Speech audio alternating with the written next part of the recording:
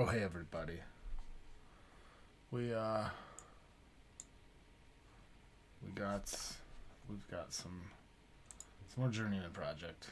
I wasn't expecting to finish the other one so quickly, and it was kind of weird. And then I was trying to play this. I was trying to get this up and running about half an hour ago, and it just was not happening. I ended up having to go into the actual run file and make a shortcut and turn on compatibility. I learned. I found some forums and stuff, so I have to try 95 first. I don't know if that worked, but I had to turn this off because it wouldn't pass through my card. It wouldn't do what I needed to. I didn't want to have to run a VM or anything because already this is already a second computer, and last time I tried running a VM on the OBS computer, it didn't work, so I'd still have to run on the second computer. And I think we got a little bit of a workaround. It's opening in a window. I have to adjust OBS, but we're okay. We're okay. We're disabling full screen optimization. We're running it as the admin. So it launched, and we will enjoy the Presto opening.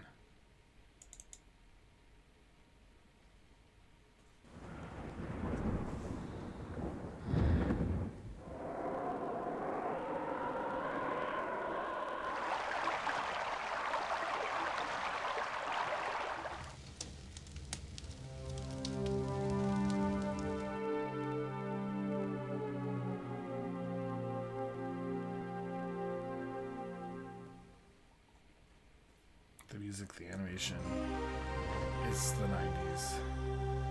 It's the 90s.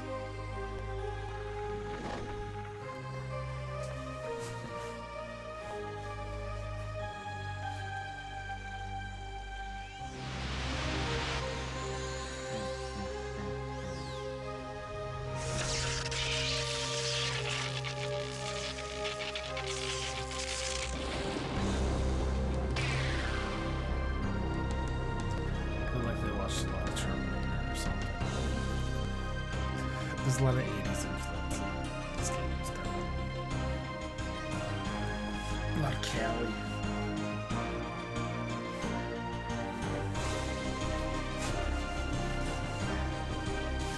It's cold.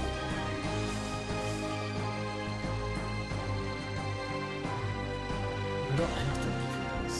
We can skip ahead.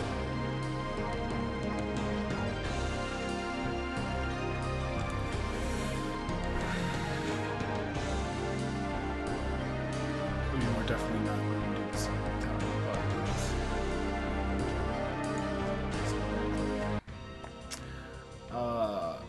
the interface is a little different, so it's a little, I think I might have trimmed the volume just a little bit when I was tinkering.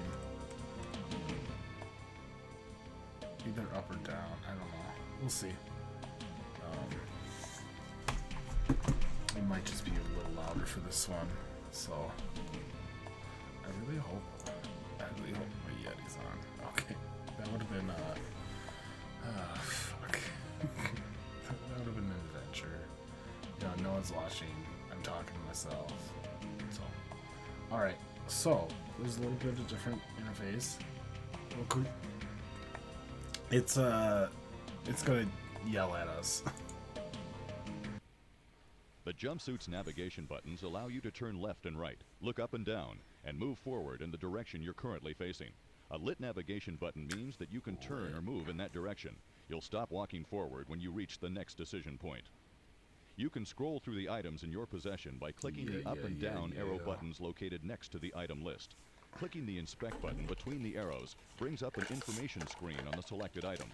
To pick something up, click and drag it from the view window down into your inventory and let go.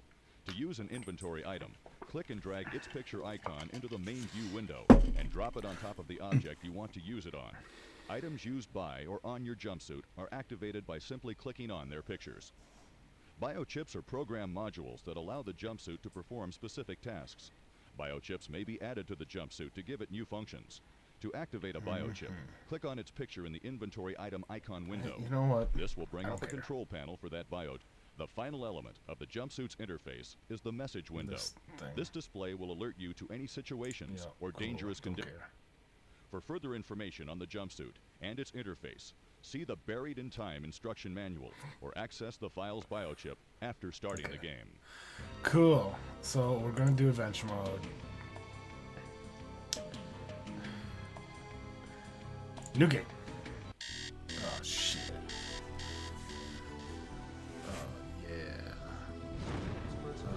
Earth has been officially admitted into the symbiotry of This peaceful is beings. us. We made this happen. Get our fucking medals. But I honor you, Gage Blackwood, We were a with the dirty Paragon fucking Medal like, for we should not valorous have had that service. job. Like, it was weird. Press conference this morning, the government admitted the existence of the Temporal Security Agency, an organization. See?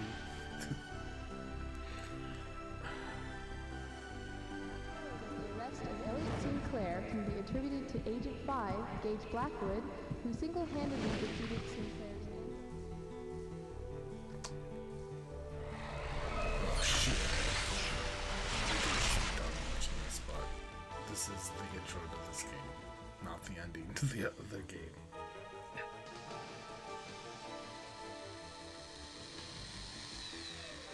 Quick, there's not much time to explain. They'll be here any second. Yes, I am you. I've come from the future. We've been framed.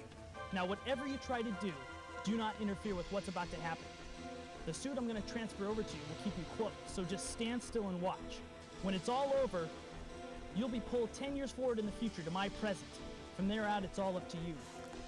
Oh, and I've hidden more information inside of you. You'll figure out what I mean.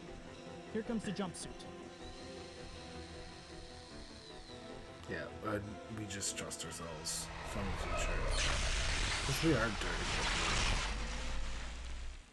At our core. Oh god. Oh, our eyes. Oh fuck. Oh no. Shit. So dirty up here. We're completely different than the third. Come on, Gage. Let's go. Why do we cross that?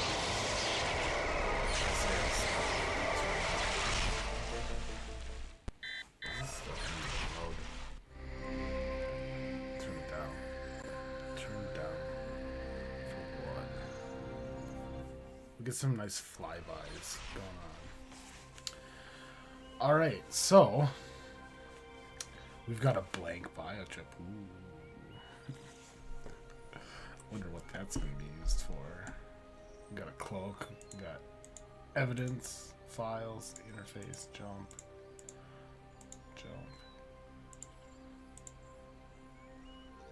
Interface, menu, transition. Things get squirrely, I guess.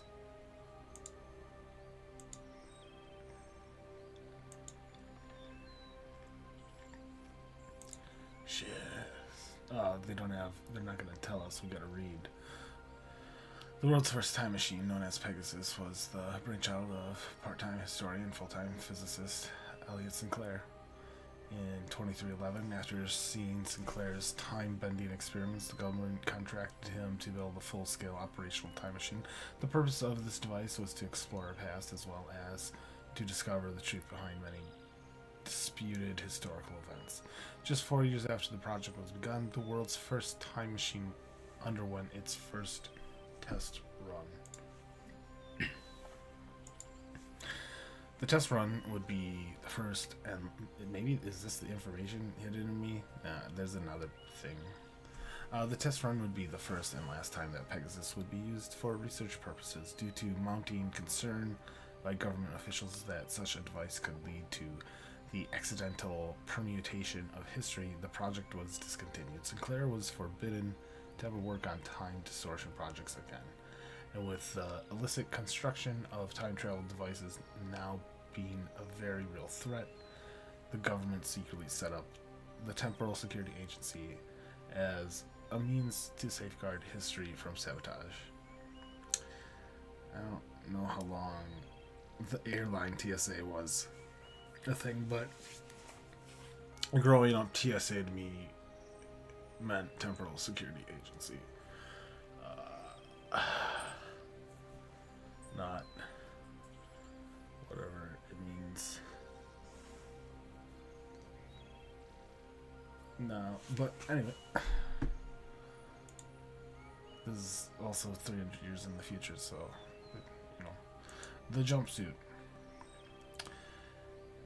As had been expected, Earth's incorporation into, this one is a thingy, into the symmetry of peaceful beings brought with it astonishing advances in technology. These advances aided the TSA in developing the next generation of time machines, the Time Displacement Unit, or jumpsuit. The TDU incorporates an entire time machine into a mobile, self-contained suit.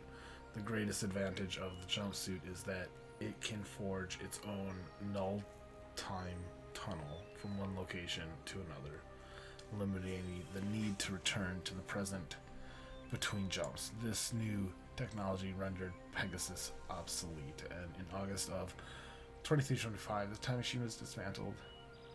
Its huge generator was destroyed, and the small core elements put into storage in a location known only to the agents of the TSA.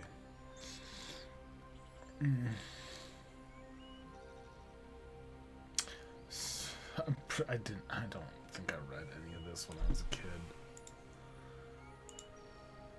I love the DTU, Deep Time Unit. Dun, dun, dun, dun, dun, dun. I don't know that I like the logo, along with the development of the Time Displacement Unit. That's interesting. TDU and DTU. Came a rethinking and restructuring of the Temporal Security Agency. Gone were the days of historical security relying entirely on one agent using one machine. Now multiple agents had the freedom to move through time at will, and several years had gone by without incident, changing the prevailing opinion on the danger of time travel technology. In 2327, the decision was made to expand the Temporal Security Annex to include a historical research team. The team, self-dubbed the Deep Time Unit, is comprised of 4 individuals who are each responsible for research and recording various periods of history. Alright, return. So that was TDA background. Agent dossier. We'll go with the security unit first. Oh. Gail Yakamura. Profile. Graduated with honors, Oxford University with PhD in social psychology and master's degree in world history. They put a lot more work into this one. Graduated Special Forces Training Academy. Employed by CIC as criminal psychologist, so she's like completed training in jiu-jitsu. Transferred to Temporal Protector. 23rd century hollow flicks. Classic music. What is classical music in 2320s? Hopefully it's Megan Thee Stallion. I would enjoy that. The Mozart of the 24th century. Active 27 missions. Uh-oh, I can't get to the missions. Neil Geedy. Active. No missions. Black belt. They're all black. Oh god. He got the black belt, then he graduated high school, which is fine. That happens. Then black belt in judo. Then prep school. Martial arts. These are the Temporal Protectorates. Basketball. The Three Stooges. 20th century rock. I hope one of these people have like music from, I have no idea, like 2211 or something. Stockholm, cultural anthropology.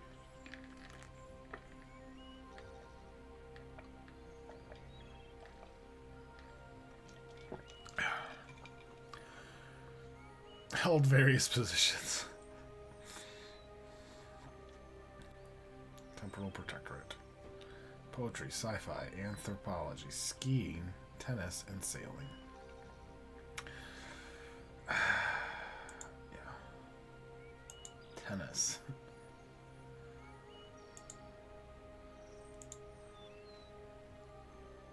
Boulder prep.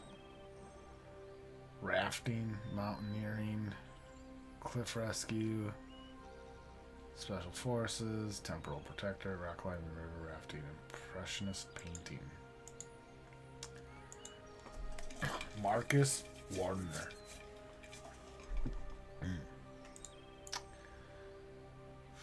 Criminal law, minor business, private investigation firm. He was a PI. CIC criminal investigation unit. Transfer to temporal protectorate. Bladich. None of these bitches got missions. High school, special forces, tactical combat unit. Gold star. Gold star. It's 2 gold stars. Skiing, surfing, 21st century fusion grunge. Politics. 21st century fusion grunge. Jesus. So that. What was Marcus's? Cooking, classical, scuba.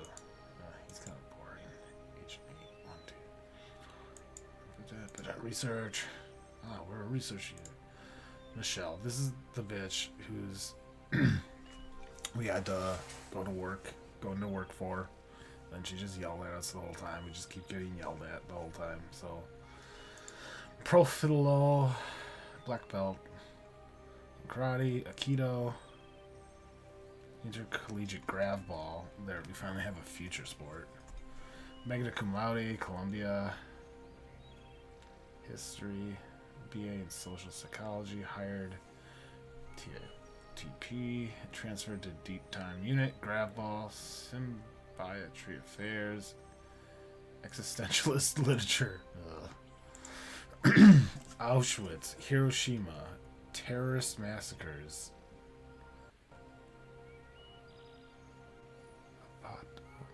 courthouse, 2019. This game did not come out in 2019. It came out in 1995.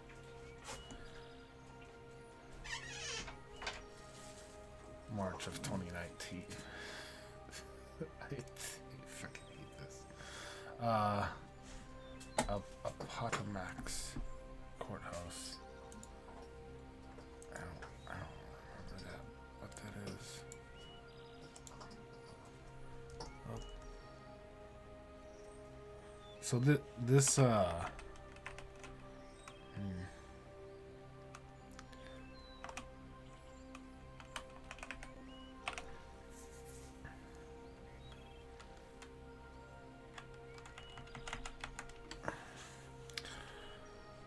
courthouse battle. Trapped by the Federals. Why did I say Federales? I don't know. Oh, it's just Grant Sardine. I don't. Why can't I say that name? Appomattox. That's so weird. She has Auschwitz concentration camp, Hiroshima, where we drop a bomb, the terrorist massacre. What happened in March? March 11, 2019. 17. The 6th day of Lent. Crisis in Venezuela. Venezuelan blackout. Algeria protests.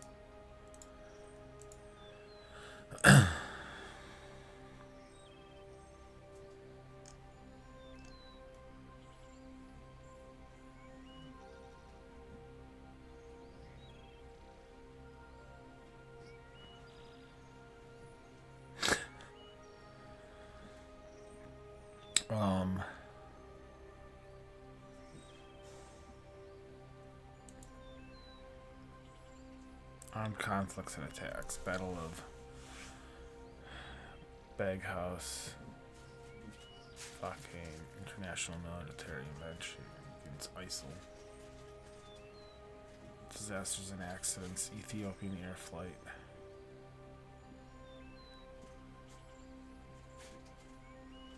Some 37-8 Max. That was the beginning of that. HMS Argyle.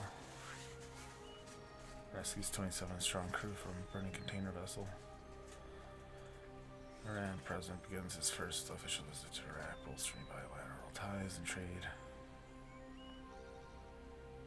Crab visits Iraq.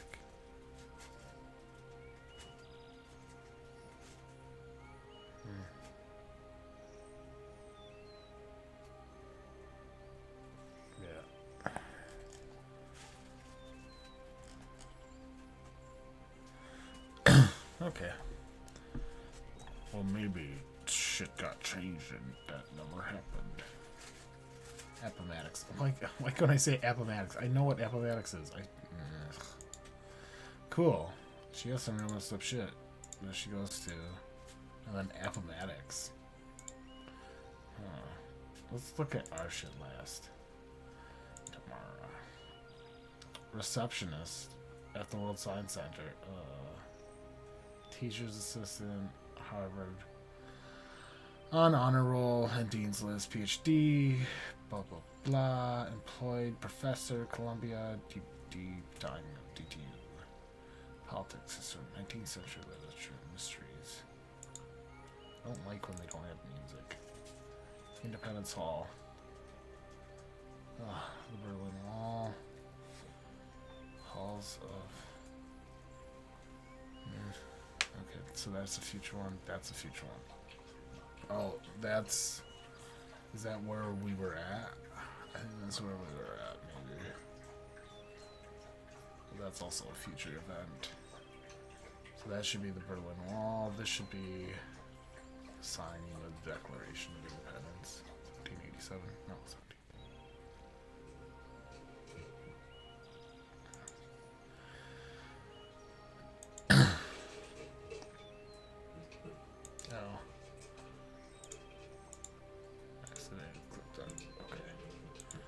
Profiliae. PhD in Cultural Anthropology, MBA in Ancient History, employed Smithsonian, DTU, Greek mythology, history, theater, and volleyball. Where you go? Sumer, Crete. Tahiti and Beijing, China in the 700s. Oh, he's all no BC. He's all BC. Okay. Dang, he got some old shit, dude. I'm. Oh man, I'm glad I got this game working. Status pending. 36. Fuck. Hey, apparently we weren't that big of a slacker. World history. Forces. Teams. We got a history degree and then we went into the military.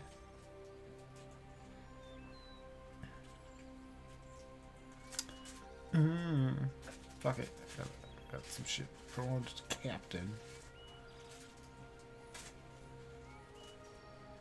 Classical science fiction. Journeyman collectibles. Jesus Christ. Missions. Oh, they're all our places. No wonder we got framed. They were our places to go check out. But see, you can see where we're gonna go. Chichen Itza. Chateau Gillard. Da Vinci Studio and Farnsworth Labs.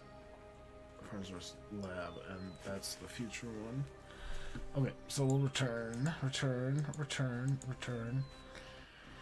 Oh, jumpsuit. The Temporal Displacement Unit, more commonly known as the jumpsuit, is the Temporal Security Agent's mode of time travel. Each of the TSA's 10 jumpsuits have been coded specifically to the DNA of the agent to which it has been assigned and cannot be used by anyone other than the assignee.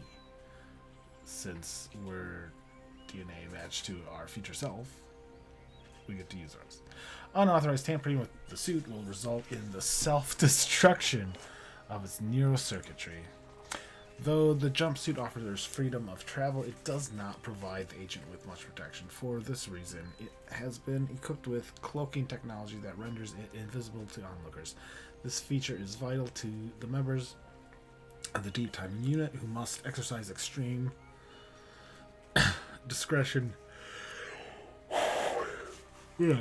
while researching the past. However, as moving destroys the illusion of invisibility, the suit's navigation buttons are disabled while it is cloaked. The jumpsuit has also been equipped with an oxygen rebreather and compressed air supply for environments with little to no oxygen. This reserve immediately refills when the agent returns to an oxygenated environment. The final significant feature of the jumpsuit is the temporal pocket. Items collected by an agent are stored in this pocket, which is actually a null space void. When placed in the void, objects take up no space and are not a burden to the agent. Such items can be easily retrieved by just dragging their inventory display icons into the main view window. Oh boy. I am a DM, but it's still a lot of talking. Yeah, so we've got our bag of holding, our infinite bag of holding. Okay. Evidence. Locate. Oh shit. I'm pretty sure I didn't use this. Like, I could have located evidence. So the cloak, I definitely used. Activated. Ooh. You are currently cloaked. No, I'm not, bitch. Which one did I not? Continue. I don't want transition, flicker. I don't know. I might turn that off. Alright, well. Can I go forward? Oh, I can look up. I can look down. Ooh.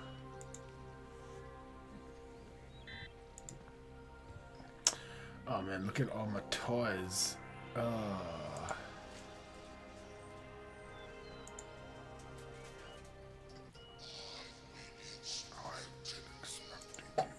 See, when I played with these originally, I had no idea what they were supposed to be.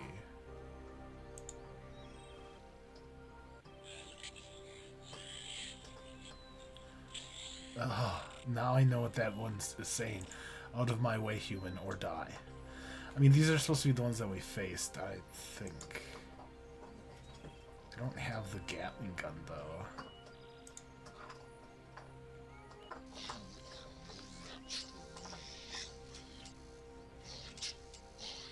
Yeah. So, because we encounter them. And then this is us. They made us action figures. Oh, Agent 5. Oh, look at that. Pick my nose. Pick your nose. Pick your nose. Pick your nose. Pick your nose. I'll pick your nose. Yeah, I worked at a scout camp and We had our own tells. Oh, someone came to view. They didn't stick around. Sad. Alright, so. I remember that thing where he said, I had more information inside of you, Agent 5, Gage Blackwood. Since you're getting this message, I'm assuming everything went well. Now, before you do anything, you need to understand that the role of the TSA has changed in recent years. In addition to the security unit, there's now another team whose job it is to research history. That's the team I was on. That is until someone altered history at 4 of my research mission locations. They weren't major changes, just enough to create temporal ripples. When another agent discovered the temporal ripples about a week ago, I was suspended and put on house arrest. Then they discovered some evidence, and by the next day I was already on trial. I had just about given up hope last night when it hit me. I'm being watched, but you can still prove that we're innocent. So I've decided to break house arrest and jump back in time to get your help. Right now I'm probably in jail. If they know where I am, they won't be looking for me. You'll be free to jump to any of my research mission locations to see what's going on. Now pay attention. This is important. Go to each of the 4 time zones and gather as many clues as you can find. Try and discover what's been changed and how. I've programmed the jumpsuit to auto-record any evidence you might find. Oh, and one more thing. I don't know if this has anything to do with what's going on, but I was at the TSA a couple weeks ago, doing an unscheduled check of the security grid. I noticed something was wrong. It seems a couple of the feedback jumpers had gotten crossed. A good portion of the security grid was compromised for I don't know how long. Anyone with the right information could have gotten into or out of the TSA, the Pegasus warehouse, or any of the restricted areas without even being seen.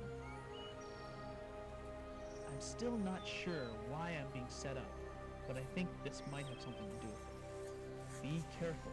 Yeah, My life is on I the mean, line. not my life. It's not my life for like 10 years.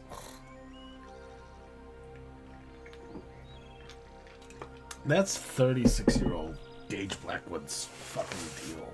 That's not 26-year-old Gage Blackwood's deal. Like, what the... Man.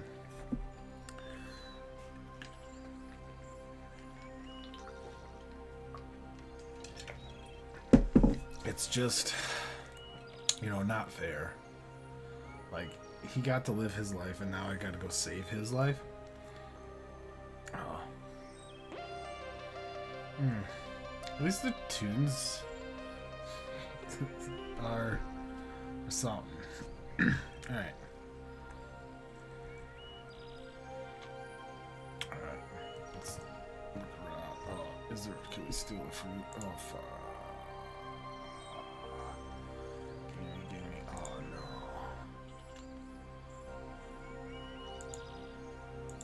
But...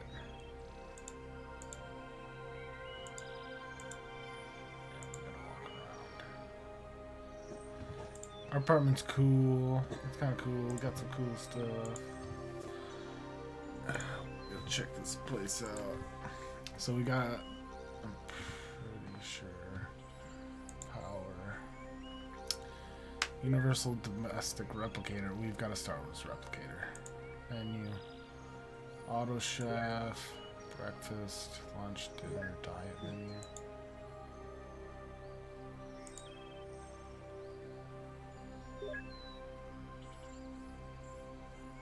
Jesus. Can't have any meals. Postbox, shop net. Enter your product barcode. Order code. Give me a snack. Give me some dinner. Oh, for fuck's sakes, I'm hungry. Listen, I just got out of bed. And me sent me here. Whatever. I mean, it's a pretty good place to be under house arrest, I guess. When No longer floating in the sky. Some birds. See, I never needed drinking birds because I had drinking birds here. Alright, let's go.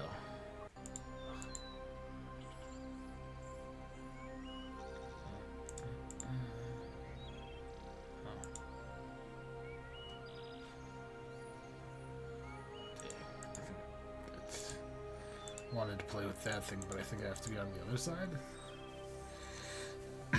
You know, I don't know how long. I mean, how long before someone checks up on this place? You know, for realsies. I'm gonna play with all the dumb shit first, because otherwise it's not a 90s game. Look at that. Ugh. Ugh. Ugh. Gonna love the clipping. Alright. That looks like a desk. Looks like a work. And this looks like the solar system. Yeah.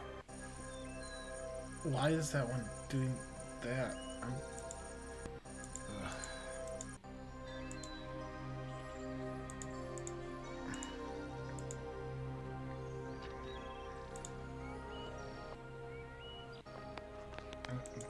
It's Bandai. It's just another Journeyman project. Could you be too into yourself, Mr. Gage Blackwood? Cause we just got stupid shit all over the place. We're a child. We got this where we need to go.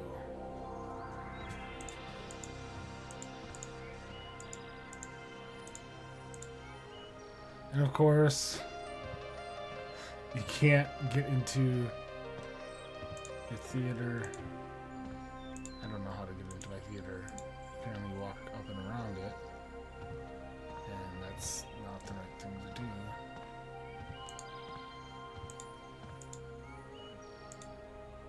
Oh, I had to look it down.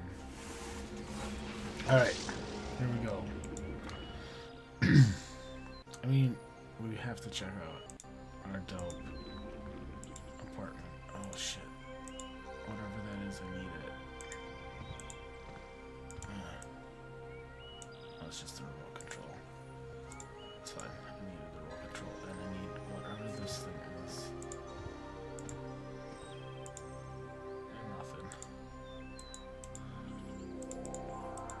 I'll sit down. There we go.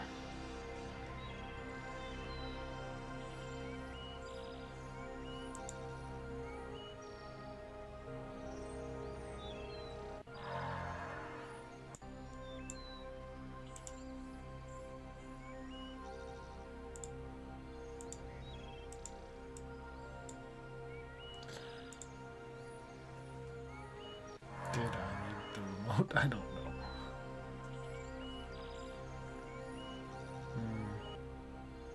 It's nice. That's nice.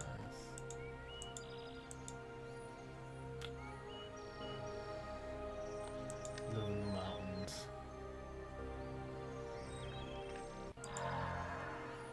All set. All satellite all the time.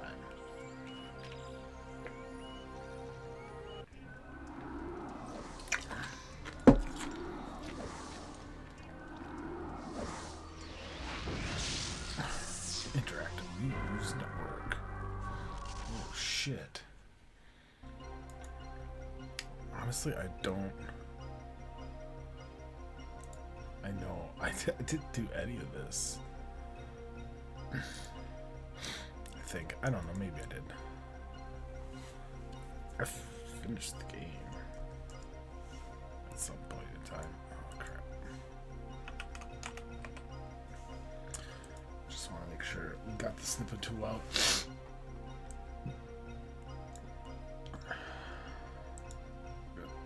Chat up. Chat me if you want to.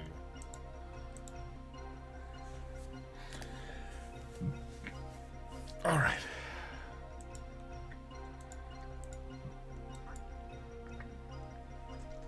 I'm gonna use the Kirk mouse. Journeyman will return after a word from our sponsor. The soon-to-be-released Geno, A Fond Remembrance, is Volume 4 of G-Tex Rock Through the Ages collection. Never before has there been a video collection that captures the many moods of Geno Andrews. You'll hear I think this is an actual... So many songs about no. Shit. the rebellious Geno.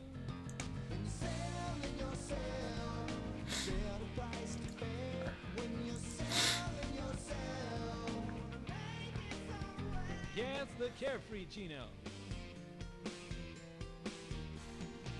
It's been my dream to be a traveler of sorts, to visit all kinds. And of course, the lovesick Geno. A song for her is all she wants from me.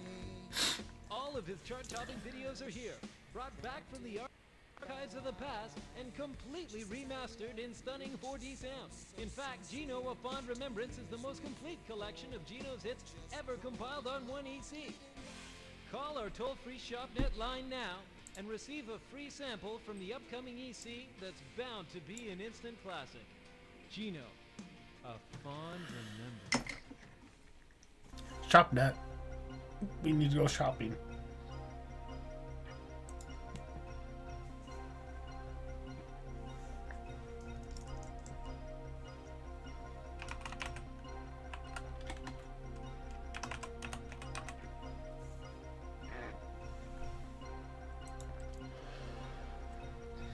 Cool.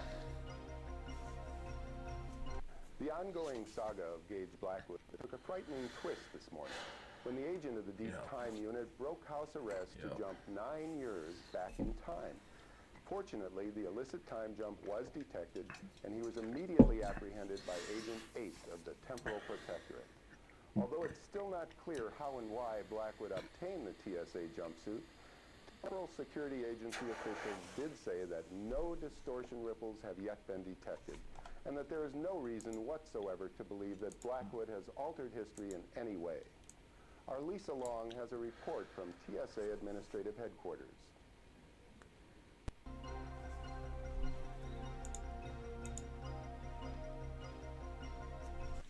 In a strange turn of events that can only be described as unimaginable, the highly decorated Gage Blackwood, better known as Agent 5 of the Deep Time Unit, has been arrested and put on trial for the crime of historical sabotage. We apologize for the lack of trial footage, but because of the sensitive nature of the material being presented, no recording equipment has been allowed into the tribunal wing of the United Ministry Complex, where the trial is being held. The drama unfolded 3 weeks ago when Agent 2 of the Temporal Protectorate discovered 4 distortion ripples while conducting an unscheduled historical scan. As it turned out, the dates of the ripples exactly coincided with times to which Agent 5 had been sent for research purposes. The agent immediately contacted his supervisors, and on their orders, 3 agents were sent to apprehend Agent 5, who offered no resistance. Later that day, more evidence was found in Blackwood's locker, suggesting that he had disobeyed Temporal Security Agency directives for personal gain. Unless deemed absolutely necessary, the TSA will not send agents to investigate or restore the distortions, as any further tampering with history may cause adverse effects, possibly even turning the ripples into full reality distortion waves.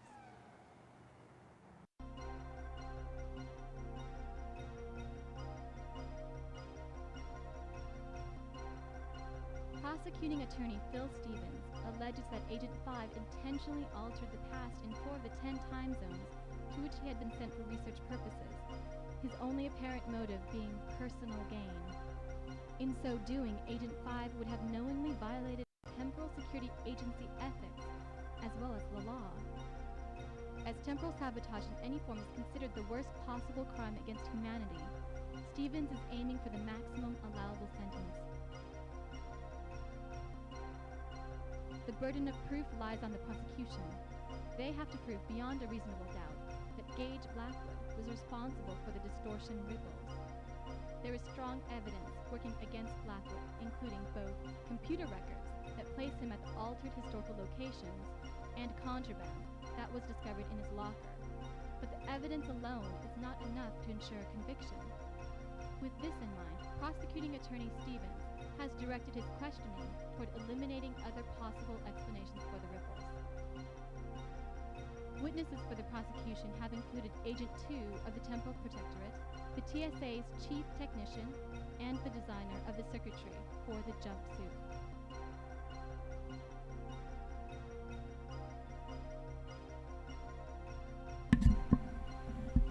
I definitely do not remember going through any of this, but I really want to now. It doesn't read it to me. The investigation began when Agent 2 of the Temporal Protectorate ran an unscheduled manual historical scan. A procedure normally performed twice a year to review any anomalies missed by the scanners. Faster but less sensitive automatic scan mode. Agent 2 discovered a temporal ripple that originated in the year 1050 AD, indicating that someone had gone back to that time and affected a historically important object or event. He soon found 3 more ripples in the years 1204 AD, 2247 AD, and 1488 AD. Fortunately, none of the changes were serious enough to cause a full reality distortion wave. The agent then realized that the ripples exactly coincided with several of Agent 5's research mission dates. Agent 2 reported that he found and was subsequently sent after Blackwood. Along with Agents 3 and 7, they located the suspect.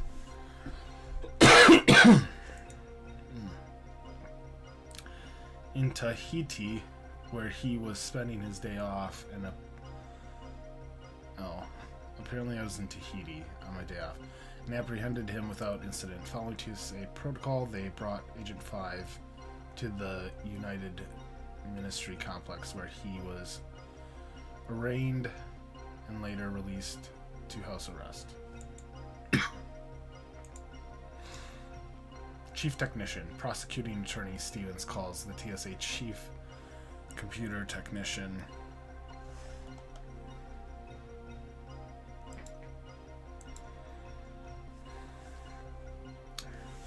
Stevens called the TSA Computer Technician to testify based on his knowledge of the chronologue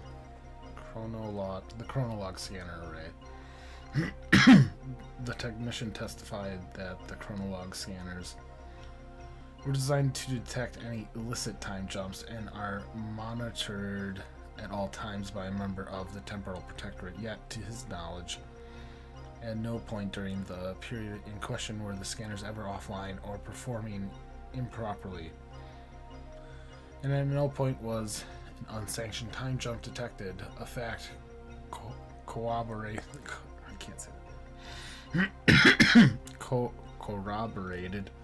by the security logs, which is something that we told ourselves is false. We found that there were, and that's why we think we're being targeted. Circuitry designer Miss Margin Chow was called to testify based upon her knowledge of the time displacement unit or jumpsuit for which she designed the circuitry. When asked whether it was possible for someone else to have used Agent 5's jumpsuit, Ms. Chow said that security precautions mandate that only one person be able to use each suit. She went on to explain that each jumpsuit is coded specifically to the DNA of the agent who uses it and will automatically self-destruct if tampered with.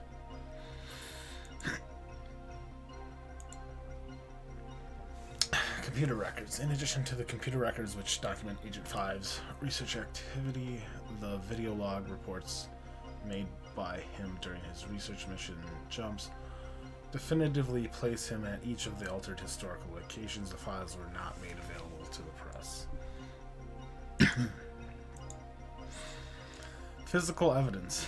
You know, I mean, this might have been nice to know. An inspection of Agent 5's locker revealed one valuable, but not historically significant object from each of the 4 altered time zones that he was sent to. The 4 items include a gold ornament from Chichen Itza, jeweled orb from Chateau Gillard, a sketch from Leonardo da Vinci Studio, and a signed document from Kenneth Farnsworth's lab.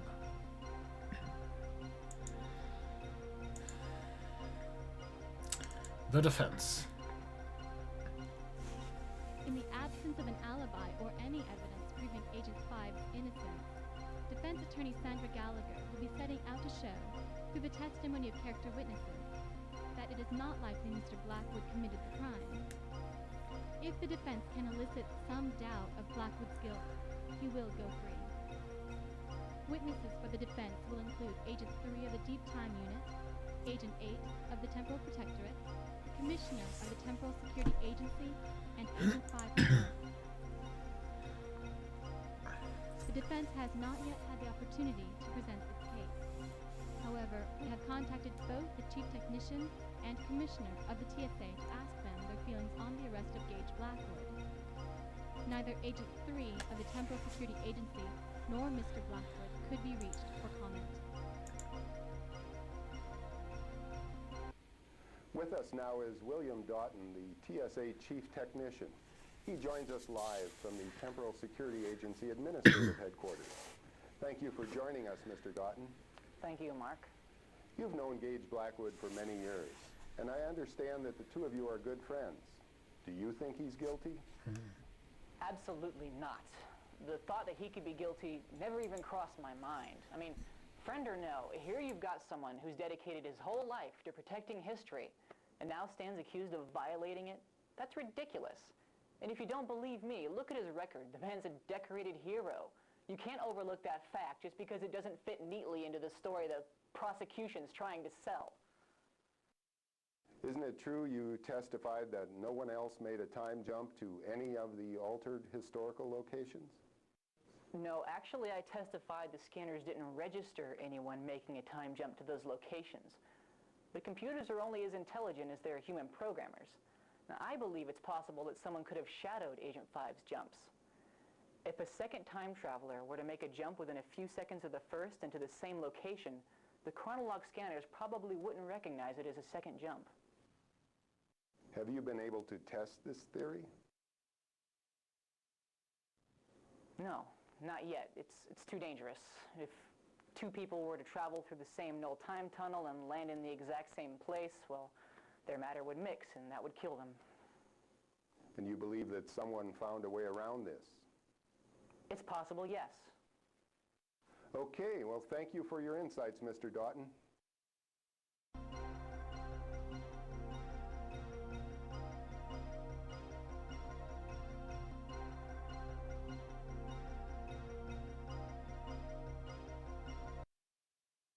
I have with me now Commissioner Jack Baldwin of the Temporal Security Agency, who's coming to us live from TSA Administrative Headquarters. Commissioner, thank you for joining us. Now, the first and most obvious question is, are you confident in your arrest of Gage Blackwood as the perpetrator of this crime? We had to arrest Agent 5 because of the evidence, not because we think he did it.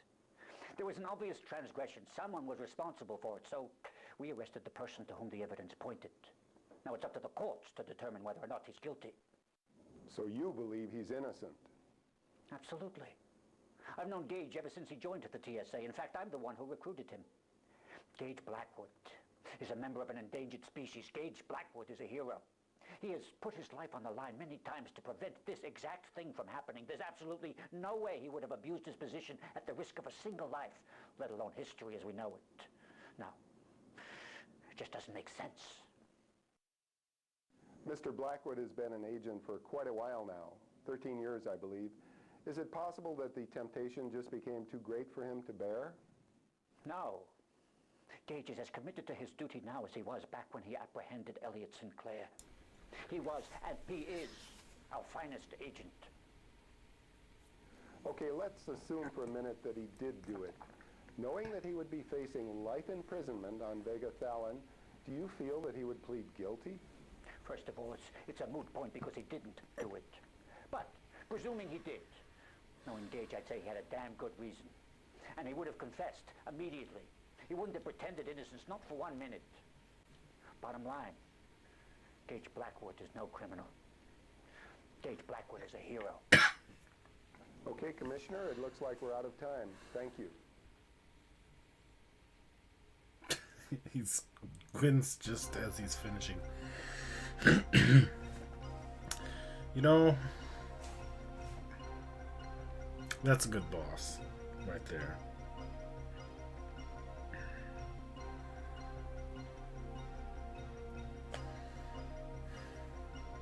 I think that might have given me a false perception of what to expect in a boss. But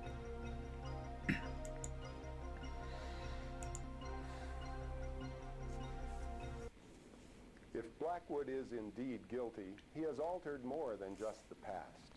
The future, too, will likely feel the results of his actions.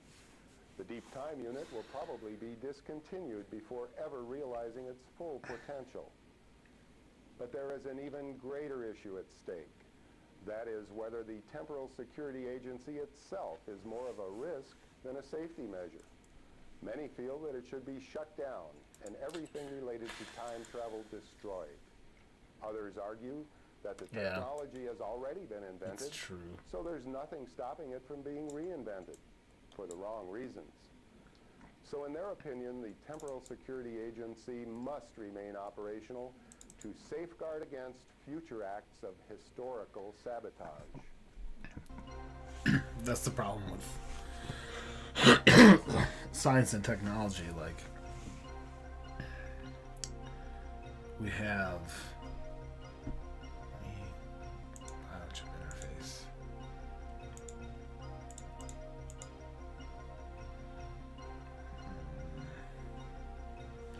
Isn't there?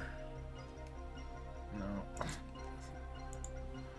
I'm trying to turn down the volume. Turn down for what?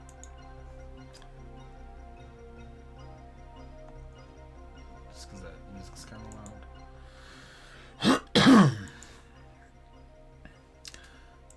Like, once they created an atomic reaction, you can take it back. That's the problem with discovering science, is once it's there, it's there. Never noticed this serial number. This probably doesn't look great, but it was the 90s, so like I'm not really worried about streaming it at we're just doing 30 FPS because I'm not playing anything that that looks great. And this is all windowed and looks kind of weird, but got it running, and that is what matters. So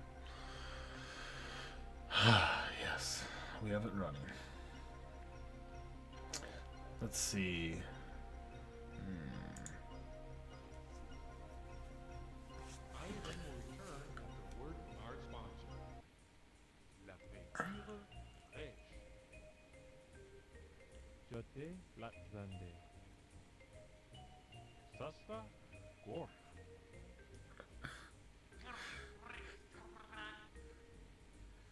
If you hadn't understood those important messages, you would have just wet bin. Screwed up your best suit. This is actually a pretty good. Cheap meat. Bin poison. Pissed yourself. And peed your pants on a foreign planet. Yes, for all those reasons and more, Yeah. the Omniglot Yeah. DN dual mode translator biochip from Samco. Just pop the Omniglot DN into any standard biotech interface and voila! No more frustration, no more confusion.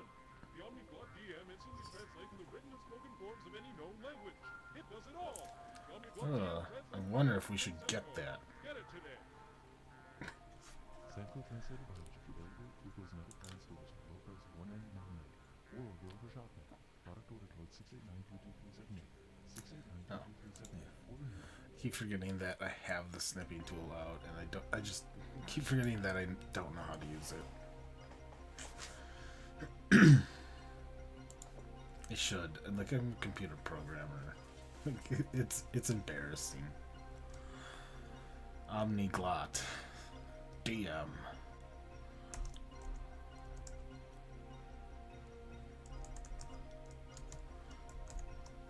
Ah, piss. I hope someone watches these and snips, like, when I say, like, oh, piss and shit like that.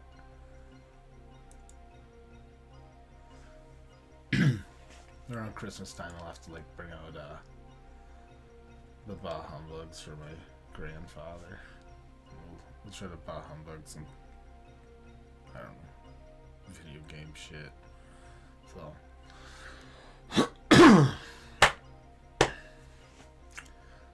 let's double check that it's needed Omniglot. Alright, let's go. The heads of ministry will continue Used to have to meet write all with those numbers. symbiotry representatives today in the Assembly Hall of the United Ministry Complex. These talks were requested by several member races as a forum in which to discuss the place of time travel technology in the symbiotry of peaceful beings. Today marks the beginning of the third week of negotiations, yet there is still no end in sight. Sarah Michaels is standing by at the United Ministry Complex with a report. Just in case you didn't want to hear it right away. Thank you, Mark. The main factor protracting the discussions is the inability of the symbiotry to decide what should be done with the technology. The representatives have formed three distinct factions whose strongly opposing views have caused them to remain tenaciously entrenched in a deadlock. While one group believes we are committing the unforgivable act of hoarding a vital technology, a second supports the symbiotry tenet that each race has sovereignty over its own technologies.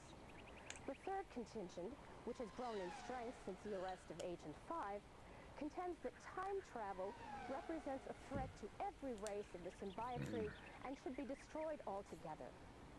Even though most attending races strongly disagree with humanity's sole ownership of the technology, our heads of ministry refuse to acknowledge their arguments, citing its inevitable misuse as their foremost concern. Therefore, barring symbiotry action, it is unlikely that the status of time travel as a proprietary technology of Earth will change. This game's this game's already like leaps and bounds better, and we haven't done shit. We've just been like watching TV, watching on demand, like in 1995 on demand TV. While sitting in a giant frickin' suit.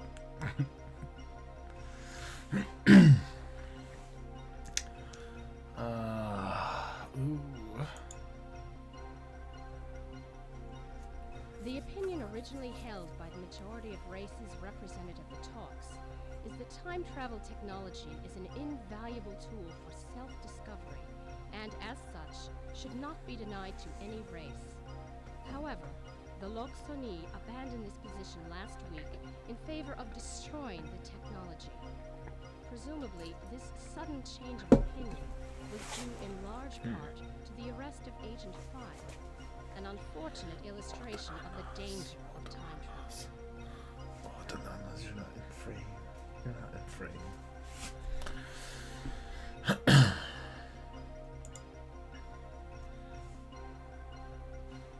The Dorlun and Zangtrakar, on the other hand, have continued to cling tightly to their convictions. They're of the opinion that this technology is far too important to be buried because of paranoia. Time travel, the Zangtrakar argue, is like any other powerful tool. It represents a danger only if the user doesn't have the insight to take the proper precautions. And if care is taken, there should be no reason whatsoever to fear what should be the greatest advance the symbiotry has ever known.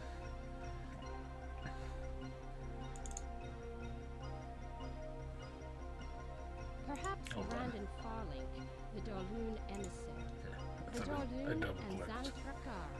Perhaps Brandon Farlink, the Darloon emissary, stated the feelings of these two races most eloquently. At long last, he said, we can all be in touch with our pasts. Each race can now know the truths of its history. No longer must time be wasted in painstaking research and endless conjecture, only to arrive at an uncertain understanding of the events that shaped history. The answers, all the answers, lie within our reach if only we have the will to grasp. Like the implications.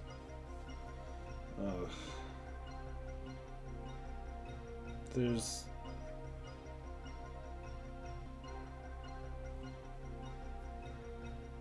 like when Doc Brown made the DeLorean, is to go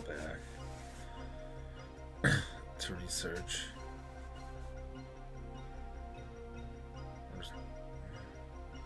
But he did have personal gain in mind.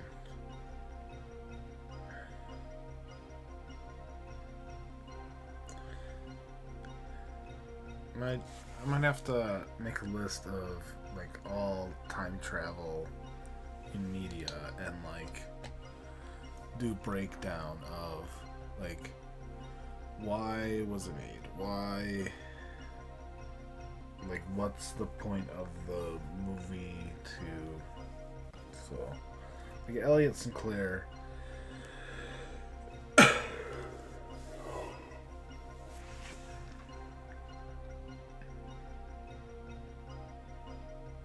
when did he originally make it?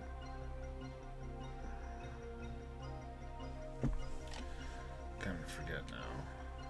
Like, did he originally make it to learn the past? But the way that he flipped out about the aliens, like, I think the past would have upset him. He was unstable, so yeah.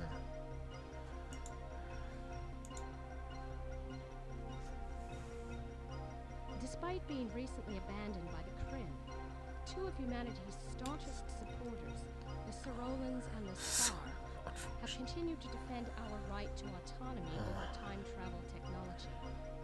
Like those that favor dismantling it, these two races would rather leave their past buried than risk losing it altogether. But unlike the others, the Sorolans and Sar believe that humanity harbors a maturity beyond its years and can be entrusted with preserving the sanctity of history. That's interesting. It's interesting, like, seeing, like, I don't know if they had the third one planned out, but there's, like, stuff that's been said that's, like, foreshadowing. So they have some continuity motifs, and yeah, it's got some interesting stuff.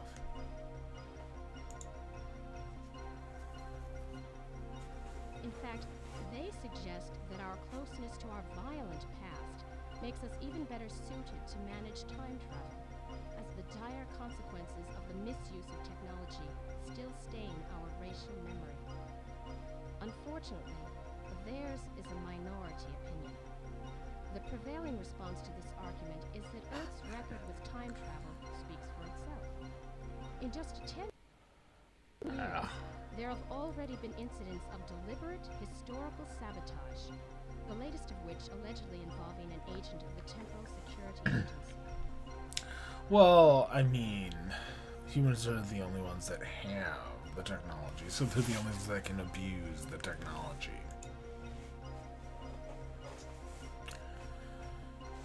Our benefactors, however, dismiss the Elliot Sinclair and Gage Blackwood incidents as aberrant acts by disturbed individuals rather than a weakness of humanity as a whole. And they ask, as a sign of good faith and trust in the newest member of the Symbiotry, that the future of time travel technology be left to our discretion.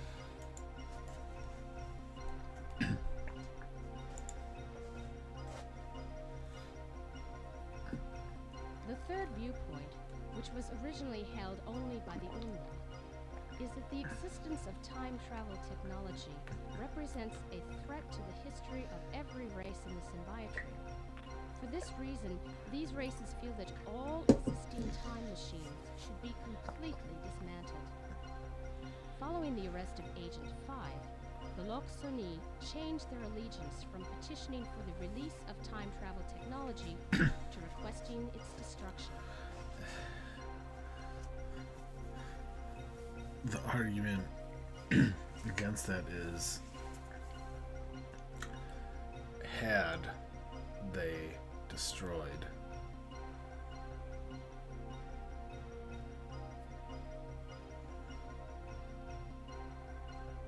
the humans chosen to destroy it instead of keep it and use it to monitor, Elliot would have still created another one and sent all this shit back, and time would have just changed. No one would have known.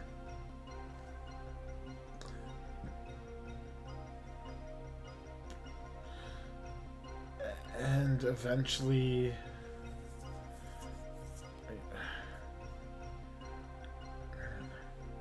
someone else would invent it. But the other point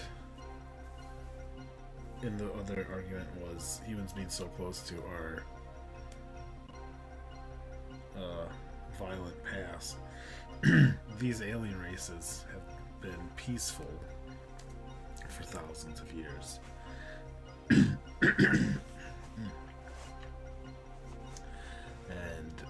humans have only been recently, like in the hundred of years. So anyway,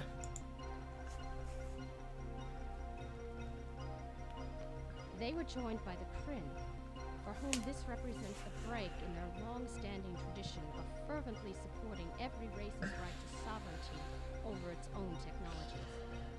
The Loxoni now proclaim that if not destroyed, the technology must at the very least be put in the safekeeping of an elder race of the Symbiotry. They cite security that's as a their better main option. concern. Like the others that share their goal, Sorry they feel for all that the humanity lacks the necessary discretion to control such a powerful tool. As a side note, it should be mentioned that the Loxoni themselves are among the eldest races of the Symbiotry. It is a powerful tool. All that time travel.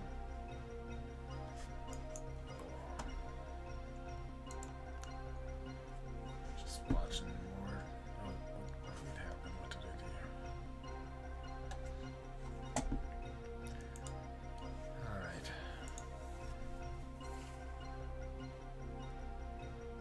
Despite the arguments made by the Symbiotry envoys, the general opinion of the heads of ministry so far appears unswayed. Michael Rozhenko of the Northwest Asia Collective rebutted that the danger of time travel falling into the wrong hands and being used to change history, however slight, is still too great to even consider releasing the technology. It must be realized that time travel has not only the power to unlock the secrets of history, but also unparalleled potential for destruction. Few could argue that it would be foolish to give such a tool to anyone, regardless of its intended use. On the other hand, it's also too late for it to be destroyed, as was pointed out by Chancellor of Law Rick Allen, when he stated that the technology has already been created and can therefore be recreated. After you know that it can be done, it's easier to think about how to do it.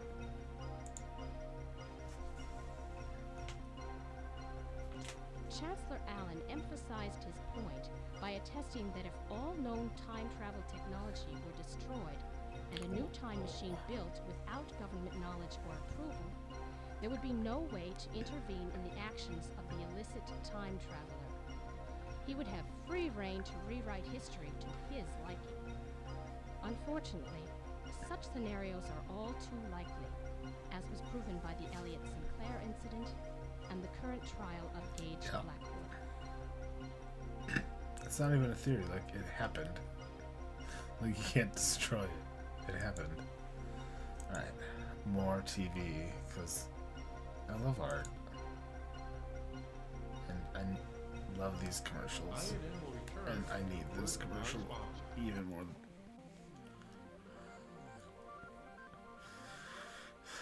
It's great.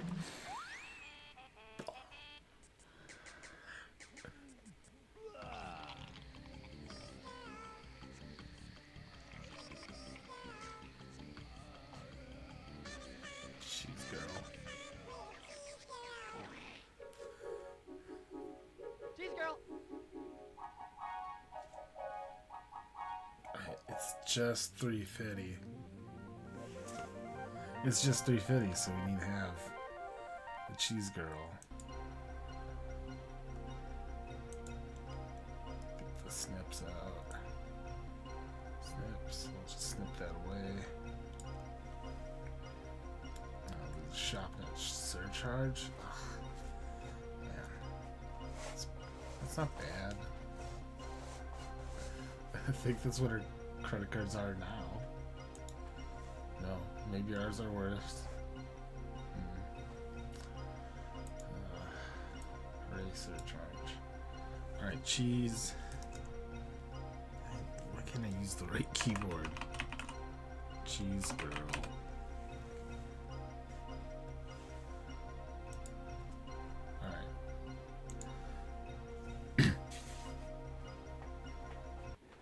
Last-ditch effort to stay afloat, the Louvre Art Museum held an auction of unprecedented scale yesterday.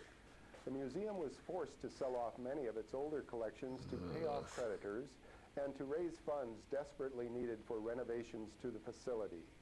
In a fervent display of support, the art community rallied around the historic landmark, showing that the museum itself is every bit as valuable an artifact as any of the works of art it contains. The auction was an astounding success, raising 138.5 billion credits, easily surpassing the 100 billion credit goal. This windfall was due in large part to one generous bidder who preferred to remain unidentified. Martin Walker is standing by with a live report from the Louvre. It is 300 years in the future, so there's probably selling off shit nobody will care about in 300 years. Thanks, Mark. I'm standing inside the historic Louvre Museum in Paris. Behind me sits one of the few pieces to survive yesterday's extensive art auction. Items up for auction include artifacts and works of art from many of the Louvre's oldest collections, including the Da Vinci exhibit, the ancient Egyptian, and Toltec Mayan exhibits. 4 particular items were snapped up by a generous bidder who paid much more than the asking price. The bidder's identity is unknown, but it is assumed to be an art enthusiast who didn't want to see the Louvre shut down. There are rumors, however, that the buyer may actually have been acting on behalf of another race in the symbiotry, which, according to the Earth History Preservation Act of 2322, would be illegal. We're told an investigation may follow. Museum sources that I spoke to speculated that the revenue from the auction will be enough to keep the Louvre in operation for at least the next 5 years. However, they warned me that the price of admission may go up in order to help cover operating costs. A small price to pay for such a wealth of human history and culture. So straw man art collecting, because it's illegal to buy it if you're by another race's cultural appropriated art. 95 was great. They did a lot of good work in the 90s that we still need to hear today.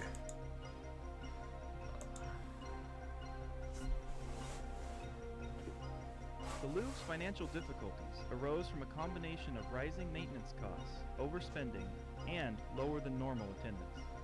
Several costly acquisitions in recent years sunk the museum into spiraling debt.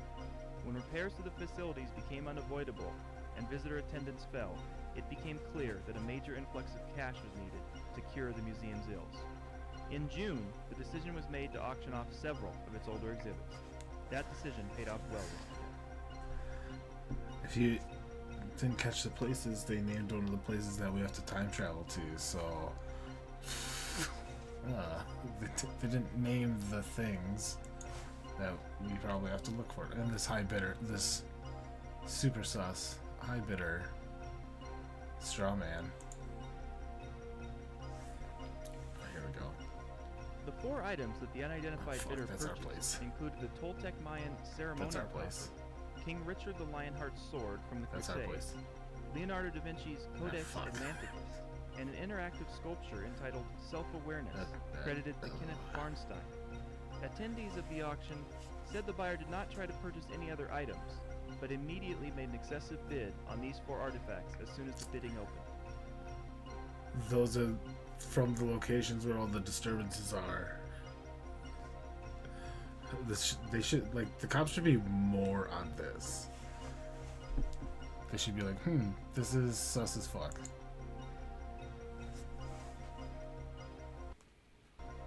Experts estimate that the unidentified man paid at least 7 billion credits more than the true value of the pieces, but none could say why he was so interested in 4 such disparate artifacts.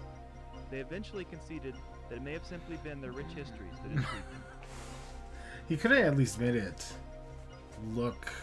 See, like, when you're doing that, you still have to start low. You still have to have the bidding war. You can't race to the end. Oh, Jesus, hacks. Oh, this is all this... I wonder if this is all the stuff we gotta look for. Oh, shit.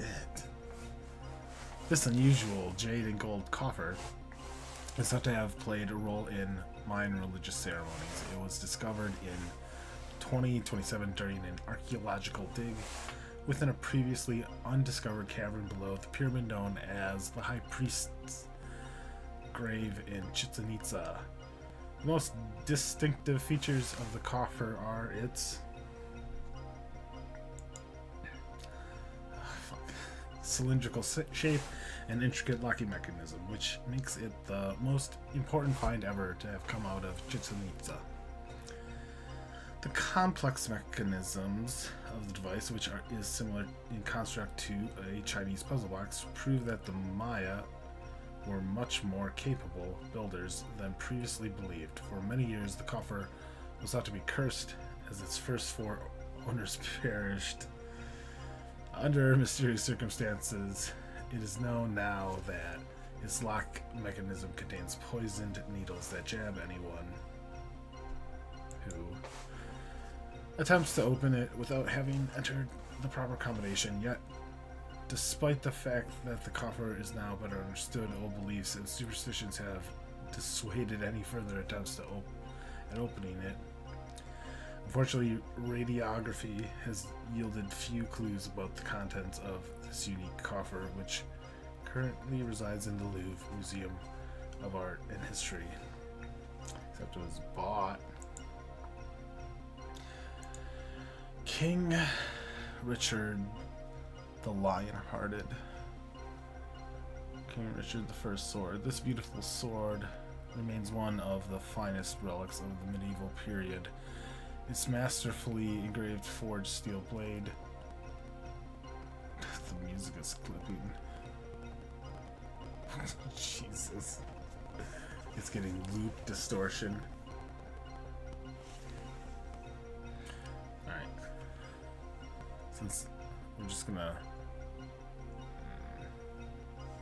lower the sound. I forgot. Oh, this. I'm just gonna lower the sound for now on that. This beautiful sword remains one of the finest relics of the medieval period. Its masterfully engraved forged steel blade is embellished with intricate ornamental designs from the very tip down to its elegant, simplistic hilt, which is punctuated with a 4-carat diamond.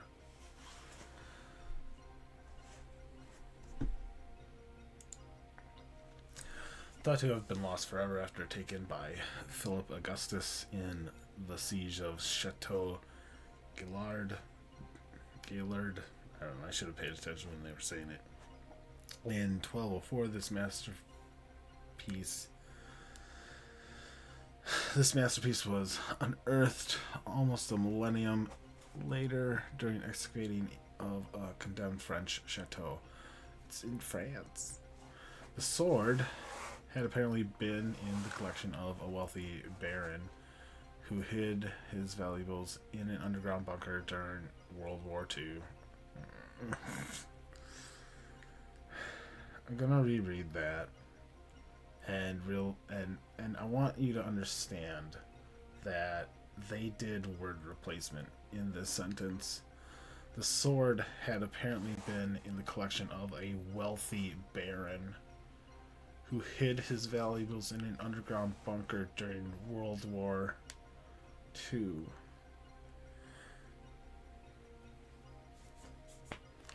He was a Nazi. They were told they had to change it from Nazi to something else.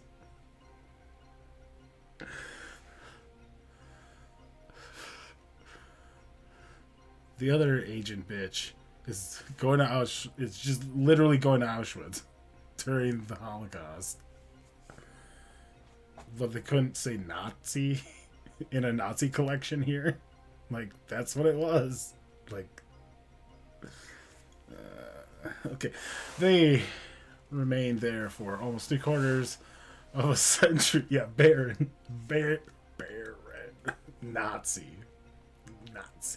That's what he was. He was a fucking Nazi. They remained there for almost 3/4 of a century until it was discovered in the year 2015.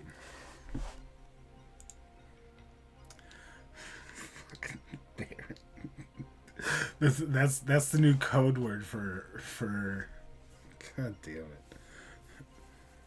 What's Trump's kid's name? Anyway, here we go. Codex Atlanticus. Oh man, the Mayan one I love, but the Da Vinci one I love too. The Codex Atlanticus is Leonardo da Vinci's. Yeah. Codex on flight. We get to look at all of his flying machines in this thing. It's so cool. It contains his collected observations on the flight of birds, as well as designs for flying machines and other thoughts on how flight can be achieved by humans. The Codex Atlanticus, like all of Da Vinci's other codex, is written in Latin mirror. I don't know what that is, but I'm assuming it's just backwards Latin mirror writing, giving us a glimpse of his secretive nature. It is not known whether any of the flying machines designed by Da Vinci were ever built. If so, they were certainly not capable of flight. However, as his designs and concepts could be seen in working flying machines centuries later, there's no denying that Da Vinci must be credited as the father of the flying machine. If Da Vinci could be alive now, well, I mean, we wouldn't have the shit we have, but no, he lacked the material composites to do half the things he wanted to do. More than half. Alright, self-awareness. This is the man, the Farnsworth lab is so cool. Self-awareness. The interactive sculpture entitled Self-Awareness is one of the series recovered from the derelict space station Marax in AD 2082 that were later accredited to artist and biotechnologist Kenneth Farnstein. I always say Farnsworth now. You know what?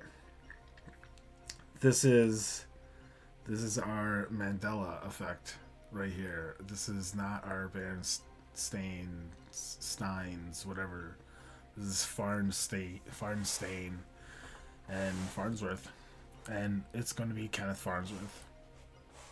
If they say it, it's just they're saying it wrong. So here we go. These sculptures have long been the subject of much speculation and controversy as they followed a series of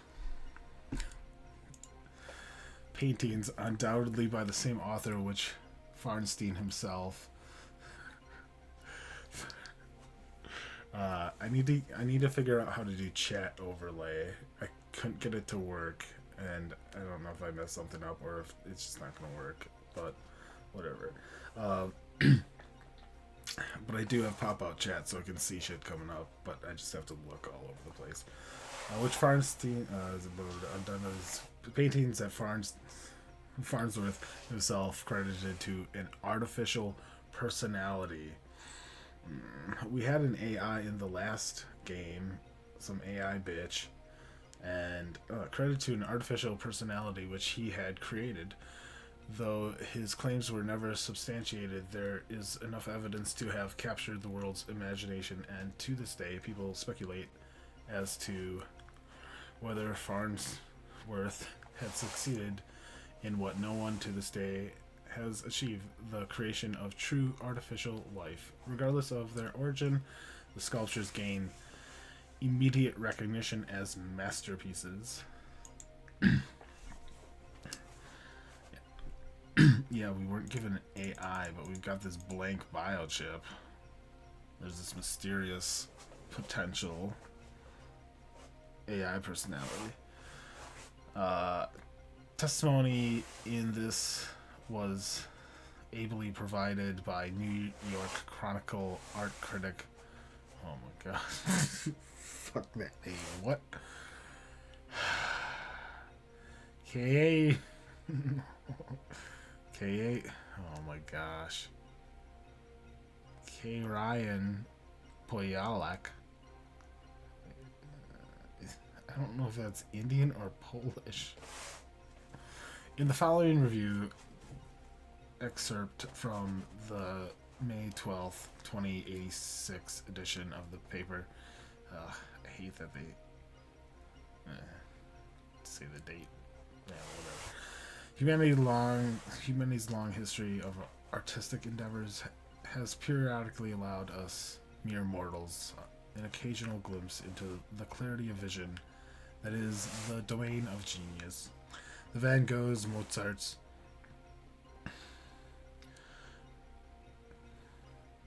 I know that name. Duchtausis, I don't know, of this world have opened doors inside us with their work for a moment, bringing into sharp detail the foggy, fuzzy things at the peripheral edge. Oh my god, this is the longest one too. Of our own introspection with an astonishing series of multi-dimensional emotive constructs, the anonymous. I will never be convinced of the popular accrediting of Farnsworth, authorian of the self-here life sculptures, places herself among the ranks of history's greatest cartographers of the soul. The pieces which in the neutral form of luminous spheres are impressive enough for their unfathomable technology have a physical presence that is impossible to convey in words, as indeed they have. When we actually get to these spheres on the station, they are super cool. For the 90s, like, they made them look really cool.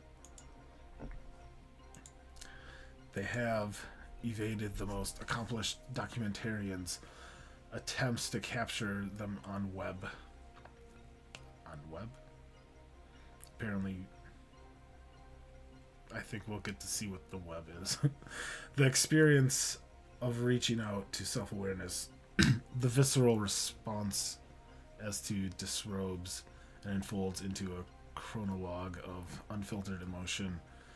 Man, they got a writer. is one that must be felt in situ. Holy shit, this fucking asshole.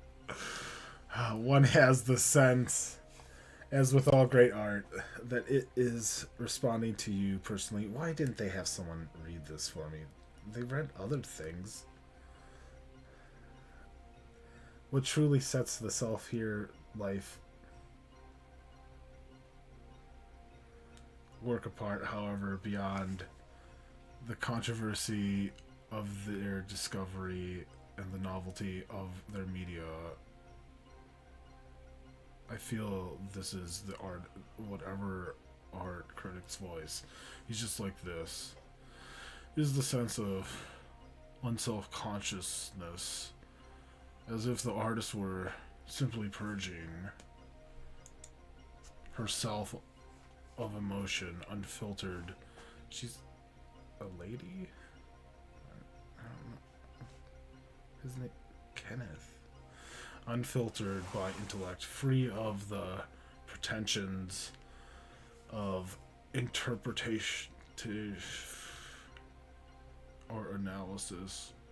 One is left to wonder if the artist is not a child.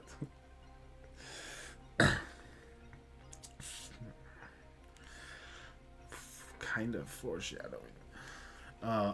Unrestrained by the burden of understanding, but driven by the need to make tangible the elusive currents of life as to capture them in the frame of a canvas or the patterns of a projection were to somehow bind them, like the power of naming in arcane magic. But then, is that not what art has always been about? Jesus Christ.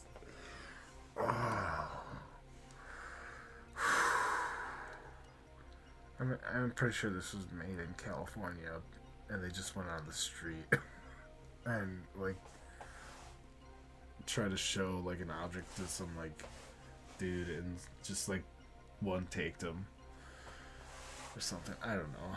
They found some crazy dude on the street and one take. I don't know.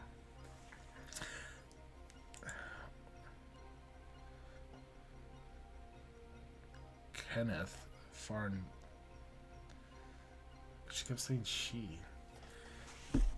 And I know that we hear the professor's voice on the station, and okay,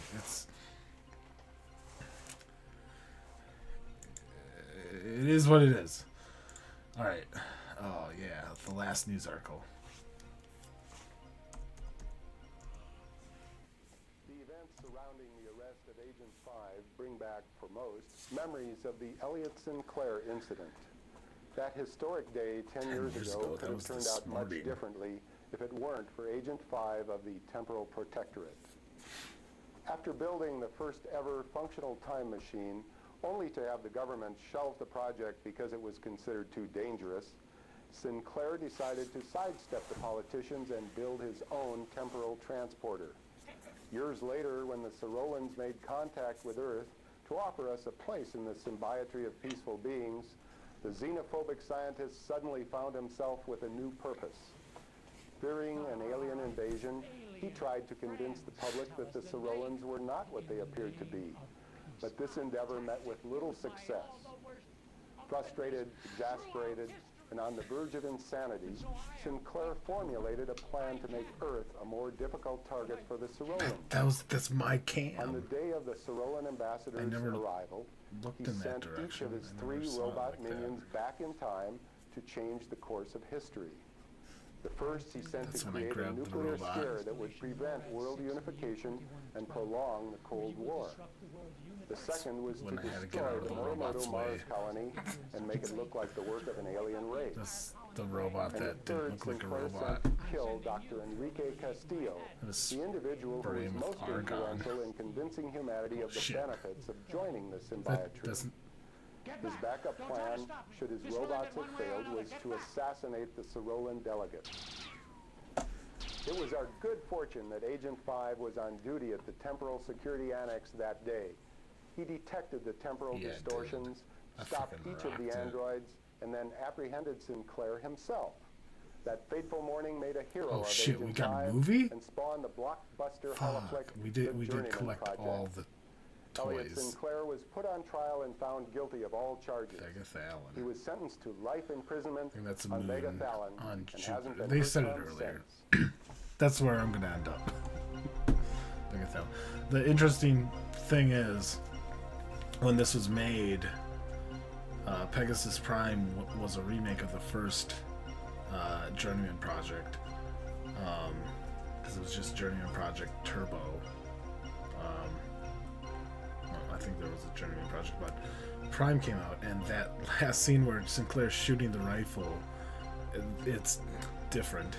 Like the rooftop thing is all different. Like they did they did a lot of rework to it. So I don't know what the full one looks like, but that, from what I saw from that clip, like it was they did a lot of rework to the original game.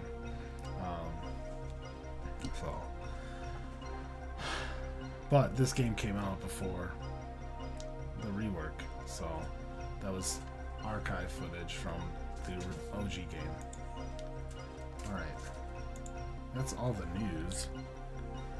That did not have a commercial. That last news clip did not have a commercial. Oh my god. I think I need to find a way to turn the music down, because that's wildly loud. Getting out of our holo deck, or private holo flick. Alright. Played with the stuff over here already.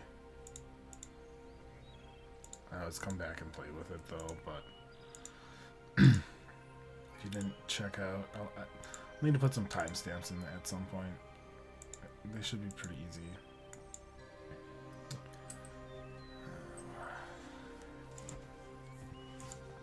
Badass pain. Like, I wish I could live in this house. It's insane. More knickknacks to play with. I play with my knickknacks. We get to see a much larger one of them dudes. Maybe a couple? I don't remember.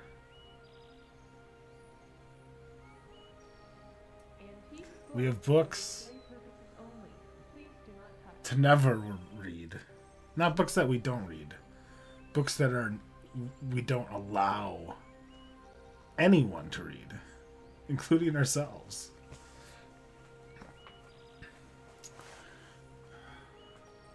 Timescape. Ancient civilizations. There's probably look that up somewhere. Alright, can I play? Ooh, is this our award? I can't see. My vision's terrible. I don't know if that's our hero award. I don't know. It's something. Can we play with the other stuff? Why can't I? Oh, I gotta look down. Okay, now I can play with the stuff.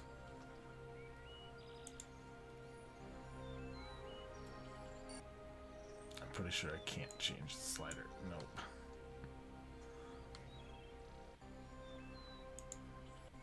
Ah, piss. I wanted to look at all the stuff.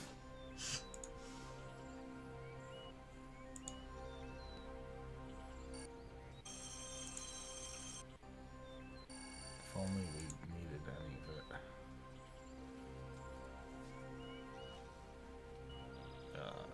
Oh wait, whoa. There's sand in the top, which means before we left to go get ourselves, we started it.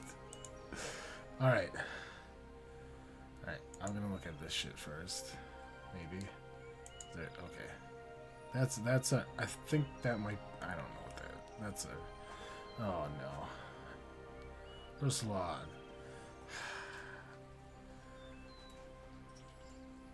the past few jumps, I have been experiencing a vague, dizzy sort of feeling when I time travel. We just watched on the TV our engineer buddy, like say someone could possibly jump into the same time tunnel, but it'd be super dangerous. Someone's been jumping with us.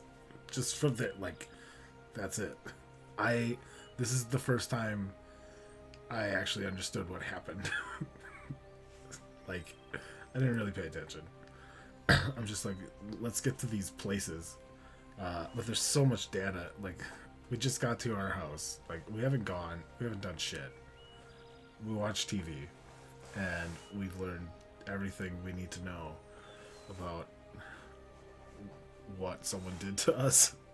Anyway, someone's been jumping with us. I mean, it's pause.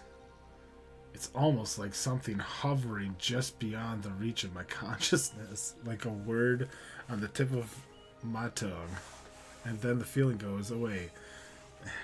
We're in the first... There's no reason for Gage Blackwood to be an agent, because he's like a dirty surfer hippie dude, and it is a trip. I love this fucking game. And I'm learning so much more about it. He's just this dirty hippie. Like, we're late to work for like the 4th time that week or something. And we were covering someone else's shift, and like we wake up and we just have this dirty fucking hair, and it's like, what? This is a secret facility, and there's only like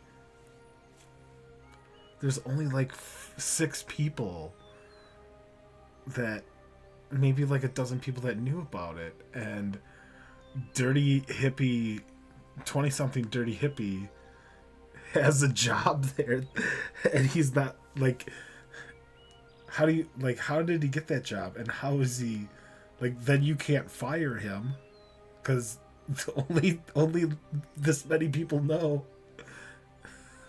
And it's like, how the fuck did he get a job at this place? He was unqualified. He's got a history degree, and he joined the military, and somehow he was good enough for this, but he's late all the time. Anyway, I guess we shaped up and got better, but fuck it. Like, that's the mindset. Like, oh fuck, I'm a lazy fucking hippie dude. Like, now I'm like actually writing logs. I should probably start doing that. I got this medal, but I guess that's not everything. Anyway. And then the feeling goes away as soon as I get to where I'm going. God damn it. I've never heard of anyone experiencing this before. So I'm afraid that I might be developing some new kind of time travel disease, or maybe a sensitivity to it. Not that I'm surprised. No one's ever proven that time travel's entirely safe. We're the guinea pigs, sigh. Well, whatever it is, I can only... If they ever, like, oh man, they needed to turn this into movies with Keanu in like the 2000s. Well, whatever it is, I can only hope that it doesn't get any worse. If it does, I'll have to let Chamomile? I don't know. No, god damn it. Fucking... there's so much more in this game. I can't... The other game only took me... It took me 7 hours, but I could have probably finished it in 5. And I understood how to play the game. At all. At the beginning. Alright, next day. Yeah, it's absolutely Bill and Ted. It's absolutely Bill and Ted. Keanu as Gage Blackwood. Like, that's how it would have to be credited. It would be him. He plays Ted, right? I don't remember. It'd be him playing that character as Gage Blackwood. Capitalize on Bill and Ted franchise. I don't understand. The coordinates of the station were supposed to be accurate to within a millimeter, but somehow I just ended up floating in space where the station had been an hour earlier. Unless the location and velocity data were wrong, I don't know how it could have been so badly miscalculated.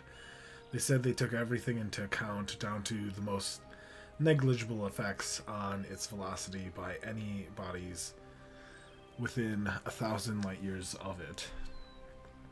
I could see the station drifting out there, but I couldn't get to it. The suit doesn't have any kind of thrusters. Pause. TSA protocol says to scrap a mission if something unpredictable happens, but this is obviously just an error in calculation. I think I'm going to go ahead and try to find a way to get to the station. But if I go into the TSA looking for a thruster, someone might wonder what's up. So it looks like I have to get creative. Ah, shit. I came up with a pretty cheesy idea for propelling myself, so it's good that we captured the Cheese Girl commercial product, because this is a cheesy idea for propelling with aerosol cheese myself to the space station. I still can't believe it actually worked. Not that it matters. Even after getting in, I kept running into barriers. No oxygen, no gravity, jammed doors, and here's the kicker. I heard a voice. There shouldn't have been anyone there.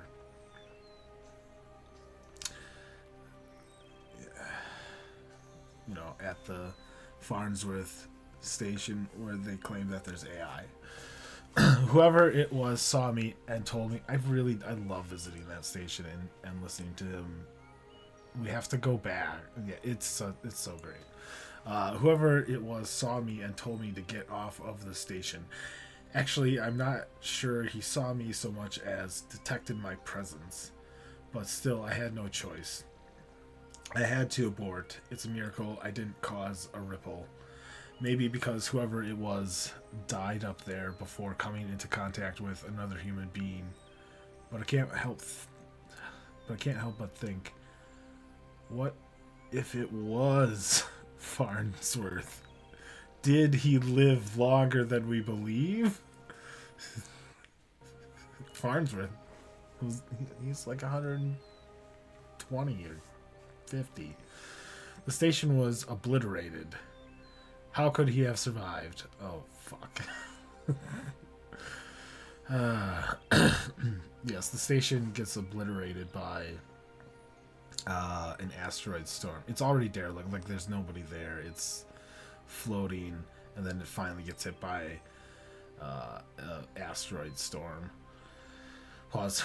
Or could the stories be true? Might it have been an artificial life form that he created? I can't escape the irony. I went there to learn the truth, but the truth is what forced me away. Sigh. Wait, if these are recorded logs, like, you don't type... I mean, I guess people type sigh, but... They didn't give this fucking asshole any fucking lines, and they could have here. Maybe this is a sign that some things are meant to remain unknown. Okay, I can go up. I can go to the next thing. Personal mission log. I'm not reading dates. I don't give a shit. I don't know. That's exactly what 9 years ago Gage Black would say. I don't know about my luck these days. It happened again when I got to... I need to learn how to say that name. Gillard. That might be right. There was someone standing right in front of me, looking out over the tower wall. He spun around the second he heard the displacement effect. There was a thing I could do there wasn't a thing I could do. But before he could even draw his sword, an arrow came over the wall and hit him in the back. We get to see this happen. Every time we get to the castle, this dude gets shot with an arrow. It's great. Lucky for me, I guess, he would have killed me. Can you imagine the distortion that would have caused? Yeah. It should have created a huge one, as it was. I guess we're just damn lucky, and the arrow would have hit him anyway. Pause. I don't get it. The jump locations are supposed to be scanned with a fine-tooth comb. How could they not have noticed? I'd like to hear their explanation for this one. And then I go to watch Philip Augustus's men climbing up through the Grandia-robe. The Grandia-robe is the shit chute.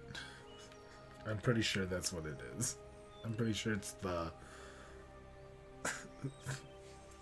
high shitters with the thing coming all the way down. And when I get there, all I see is the grappling hook they left behind. The whole reason I was sent there was to document how the castle fell, and they got me there too late. Yeah, everything's been... Yeah, he was arrived before. For what? What is that word?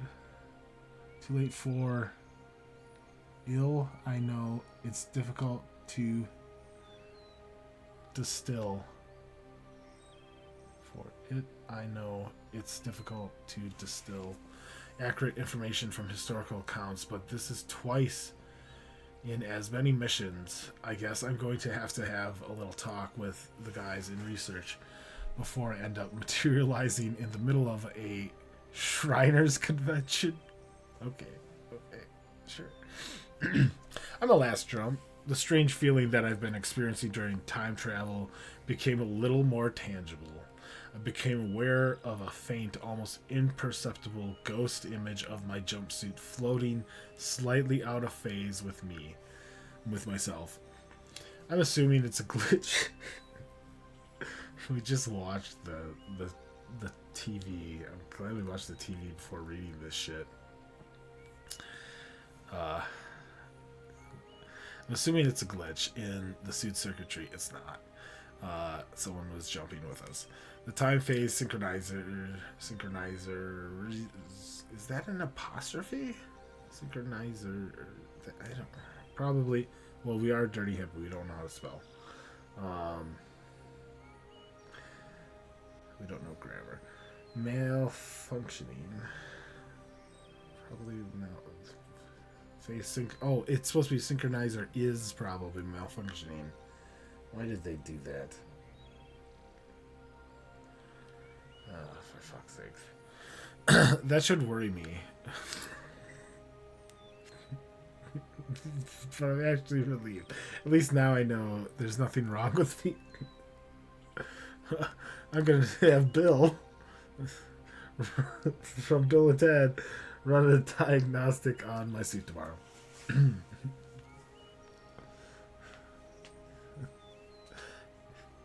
But if he's typing, if he's saying, then why don't we just play the voice that they didn't record? Alright. I think that's it for those letters. Sweet. Alright, is there anything else to play? Oh, we rolled the pen away too. Oh, touch. Oh, that's a cool. It looks like a star, I think, or is that a globe? I don't know. I always thought it was the globe, but it looks almost like it's a star, suspended, but then also glowing. Fuck yeah.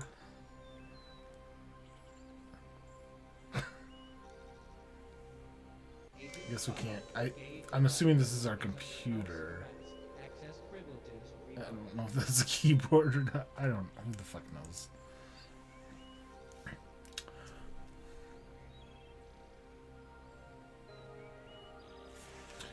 I have 3 messages. You have 3 messages. Okay. I don't know why they... Ugh. I don't need a phone like this. We just saw you. Mr. Blackwood, this is Mark Johnson from Interactive News Network. I'm just calling to see if you'd like a chance to tell your side of the story. Give me a call at Sector 10, 569-82227. I'd write that number down, but Setting up an exclusive interview. I think with house arrest I'm not allowed to make calls. I do like how when he ends every segment his eyes are slightly more shut.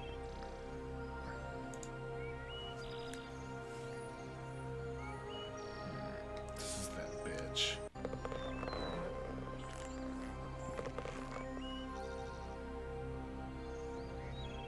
Yeah. Hey, Gage, how you doing? Listen, I was... Oh. Oh, shoot, it's your day off. You're probably in Tahiti, as usual. Well, anyway, I was wondering if I could borrow your environ system. The record button's busted on mine, and I haven't had a chance to get it fixed.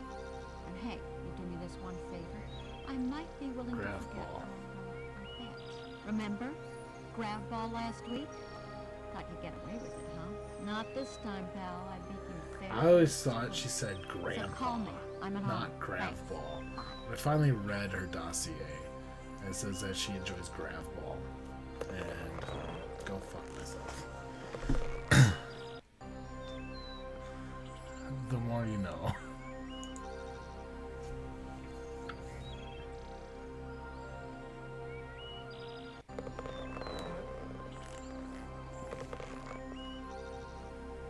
Gage, it's me. Wake up and answer the phone. Hello. I know you're there. Where else could you be? Well, anyway, you owe me, pal. I got your jumpsuit. I just pray they don't realize their key evidence is missing before you figured out what's going on. Or we'll both be in neck deep. I mean, it wouldn't take a genius to figure out that I was the only one who could have taken it. But hey, they wouldn't fire me, would they? I'm their chief technician. Who else do they have to get their net games running? I'll send you the suit as soon as I put in an OpMin biochip. If you get a chance, you'll want to modify it to automatically record evidence. And if you need anything else, please hesitate to call me. Oh, and Gage, do me a favor. Erase your Yeah, messages that's for a change. incriminating evidence that I didn't understand. It was incriminating evidence that we just didn't erase because we're still at our core a dirty hippie that doesn't deserve to be around technology. And somehow we're given a time travel suit. Alright, so. Well, we didn't have any breakfast. We literally woke up and we came and got ourselves. And now we need to get some stuff. But, I mean, they did such nice. We got some stuff we can get. Let's see. Well, before we take care of business, we need to get our CD collection going. We need to get our Geno A Fond Remembrance. So, power on. Menu. ShopNet. Why can't I touch the screen there, but now there's buttons? Why did they... Okay. Alright, our Geno A Fond Remembrance, because maybe we can play that instead of hearing whatever the fuck is going on with this music that I need to figure out if I can turn down. Turn down for what? I just don't want the dialogue to be too low. 5, 3, 8, 4, 8, 2, 5, 7. So we can't order any meals because they said we've eaten everything for the day and we're not allowed any more meals. So not only did he come pick us up at breakfast, he didn't leave any fucking food credits for us. Like, we're such fucking assholes. How did we get a medal of honor? Like, Jesus. Where can I put this folder? Whatever. It's gone now. Alright. Transmit. Let's get us our Geno G-Tech. Price is free. What? Oh, it's a free sample. We don't get the whole disc. Yep. Yep. Cool. Postbox. Postbox. Give me replicate. I guess I could have ordered all the stuff and it should have all been there.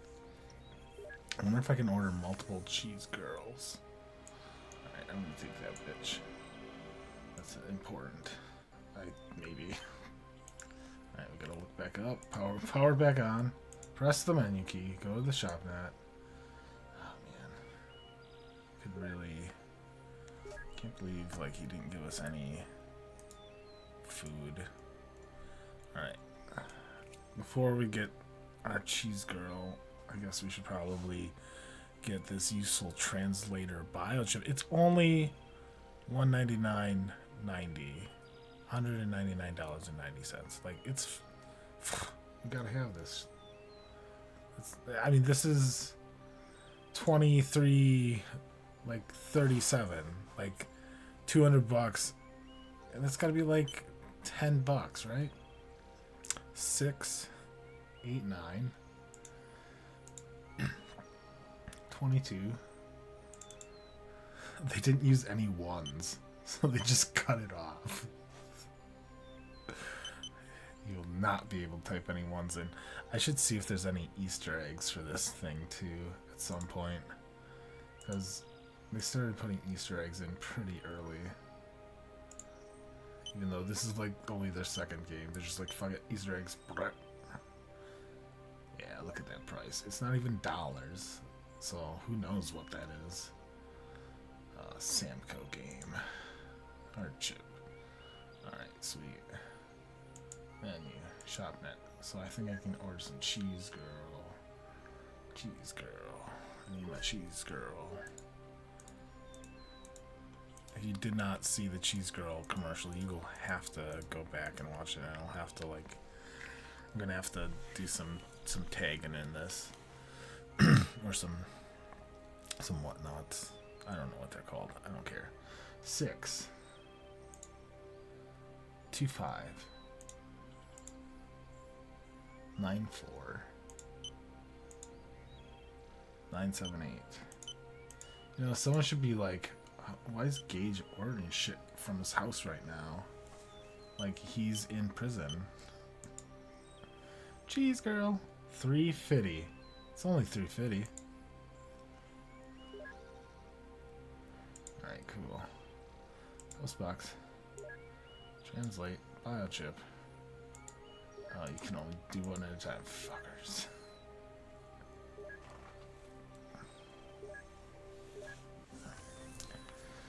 Give me that. Need that biochip. I need my... Oh, power back on. Menu. Postbox. Give me my cheese girl. It's very important for traveling through space. Cheese girl. Travel through space. Translate. Biochip. Activate. Deactivate. I don't know when it has to be activated. Can it just be activated all the time? I guess. Translate. No. I'll have to activate it. Pretty sure I can't get any more cheese girl. But we're gonna try. Menu. ShopNet. 6, 2, 5, 9, 4. Ugh. 9, 7, 8.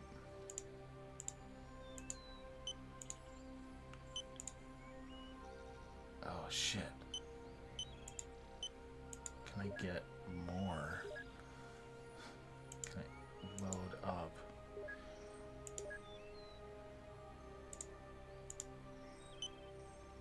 I have a null space that I can store shit. I have an infinite bag of holding.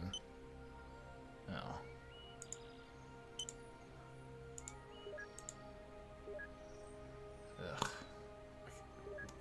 They should have just sold the 10-pack. Okay. Where'd it go? Did I... Oh, fuck. I tipped over my mug. Psych! It's a real cool mug. As soon as it tipped over, I knew what would happen. I think we can only have one cheese girl, because I don't know what happened to that other one that we just replicated, but whatever.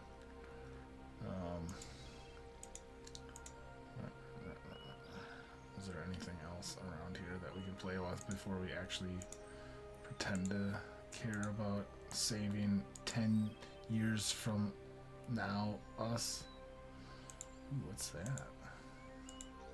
Is that a microwave? Can we just replicate food that's already hot?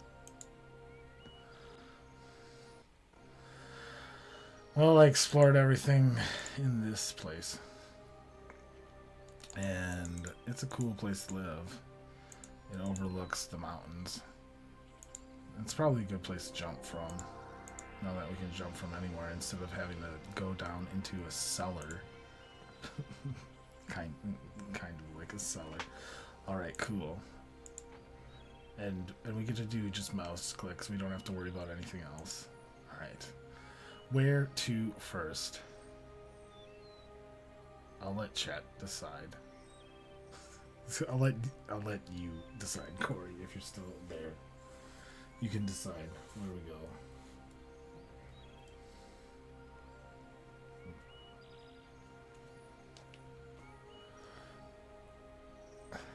I don't know what I put the latency to. Let me, because I think I dropped it. Oh, you want to go to the farms? It's a good thing that we got the shit. We got the cheese girl, because this is where we need it. And it might be a bitch to use. There's also no fucking air, so... In the year 2282, a salvage vessel cruising Saturn for derelict ice mining platforms discovered the research station Amarax. Amarax. Is that in something else? I don't know. Which had served as the secret workshop and last known residence of master artist Kenneth Farnsworth. The Amarax had been badly damaged in an asteroid shower, with entire wings torn from its tattered hull. Upon inspection, what remained of the station, the salvage crew found 4 unique interactive sculptures made of polymorphing neural matter and an advanced neural computer, which became the direct forebearer of modern technology. The soft web that drove the computer, however, had perished decades earlier when the crippled station's power reserves ran dry. Farnsworth was an enigmatic figure, part artist, part computer scientist. Oh fuck. Stop describing myself. His far-fetched claims that the art he sold was the work of an artificial intelligence being of his own making were for many years considered the ravings of a lunatic. But with the discovery of the Amarax, this belief has come under serious scrutiny. Your mission is to explore the damaged space station just after the accident, while it still has power in its reserves. Try to determine the truth behind Farnsworth's work. Comb the station for any signs of an artificial intelligence or anything else which may have gone unreported by the salvage crew, starting with the station's neurocomputer. As Farnsworth is believed to have perished in the asteroid shower, the station should be vacant. Your destination coordinates have been scanned and cleared. And jump.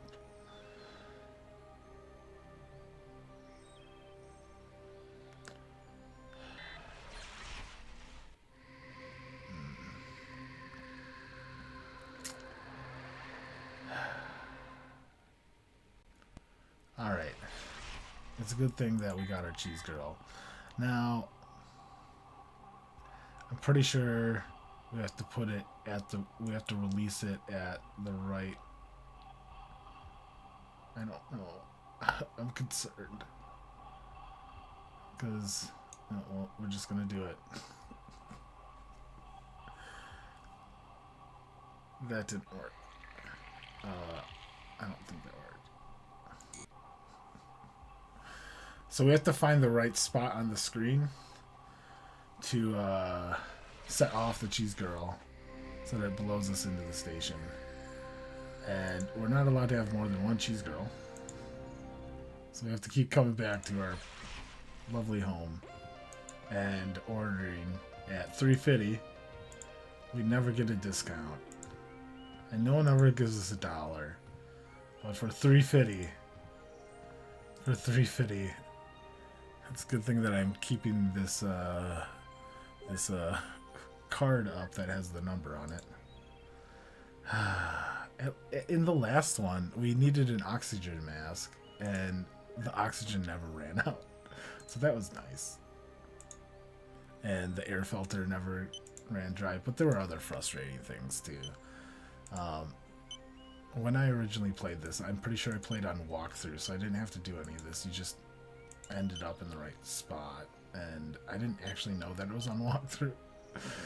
I don't know. I don't fucking know. I was a kid.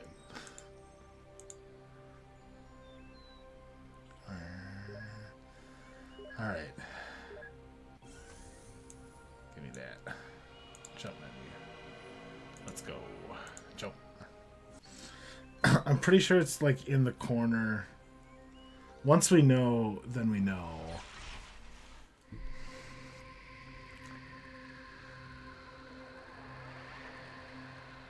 Okay. So, because...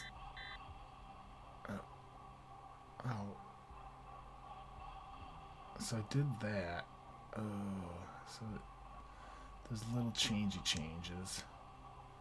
Okay, so we did middle. We'll do left. Oh fuck yes. I don't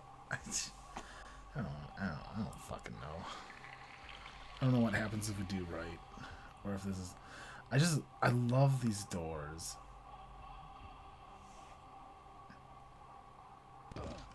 Yep. It's spooky as fuck. Well, I think it would have only been 3, because it seems like there's only 3 places. Oh fuck, we also don't have oxygen. We're gonna try this door first. I'm pretty sure this won't open. No, fuck us. Yep, I get that.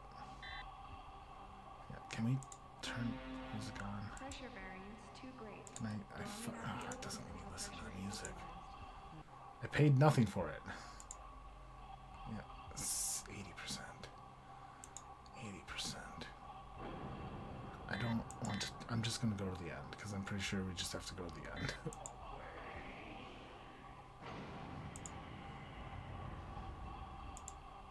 There we go. It's green. That's good. This dude is pissed that we're here.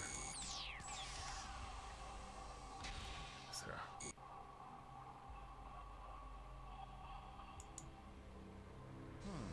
That always seemed to work in Scooby-Doo. So,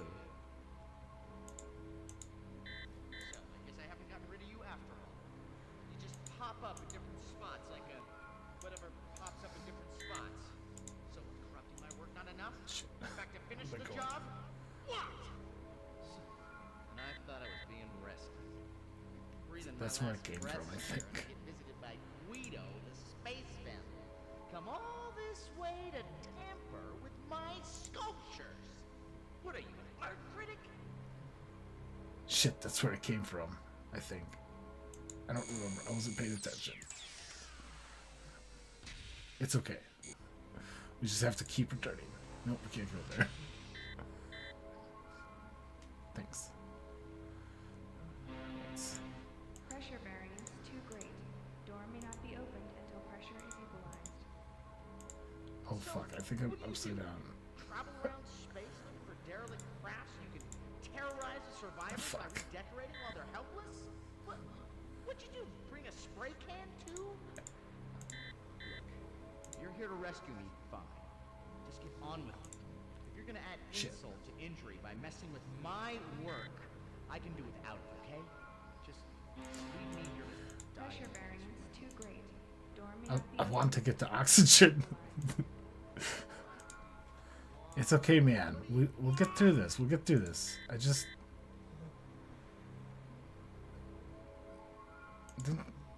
That's where I came from.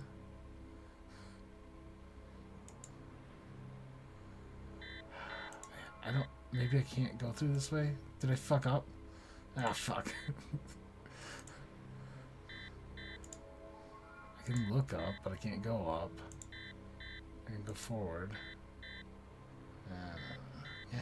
Well, I did the docking bay. Yeah. Oh. Maybe I can't go that way yet. I think Oh, that's right. Yeah. No, I went the wrong way. Okay. Recall. No, we can jump back real fast. We just gotta go through everything again, and my butt hurts. I've been sitting too long. Okay, well, we need more cheese, girl. I might actually try spraying it in the... there was a door. I might try spraying it in the other location, because I don't know if it gets us into a different... I can't remember if we can get to a different location. I don't think it will, but I gotta try it. Before, because there weren't that many doors to check anyway. And, ugh.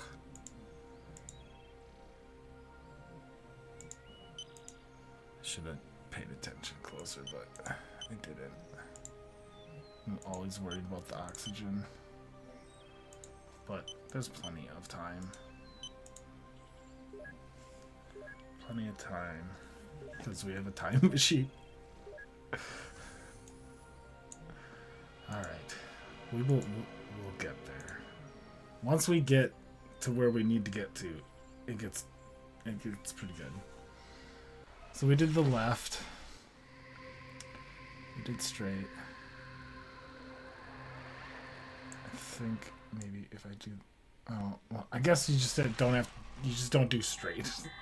You have to do one of the sides or the other. And that makes it turn around backwards, so... Whatever.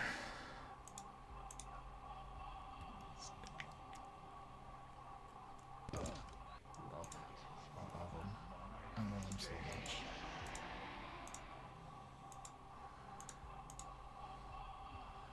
Yeah. Oh shit. How did I... It's too easy to get turned around in here. Okay, so there's two doors here. Nope. I might have missed a door, but I don't think so. I think I hit it last time. Hey, shit, we can get in this one. Guess it...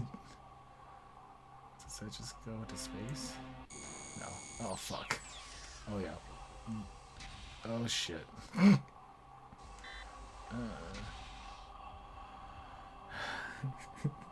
So, not that door. Fuck. Ah, shit. So, there's so much cheese in space. Like, how is that not a temporal distortion? Like, we're just gonna be dumping cheese. Ah, fuck. Right, menu. I don't want to use any guides for this. Like, I want to do the game. Because I got through the last one way too fucking fast. The guy, like, I stumbled upon a guide because I was looking for keyboard controls. And it wasn't very long, and I was, like, kind of confused. But now I understand.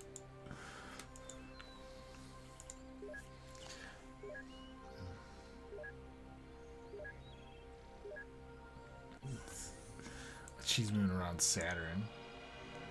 But in the future, so fuck us.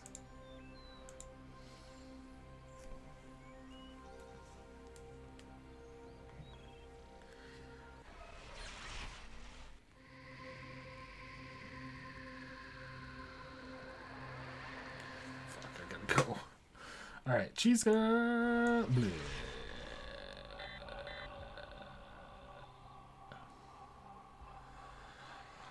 Alright, so the door closest to us is a no-go. This door with the...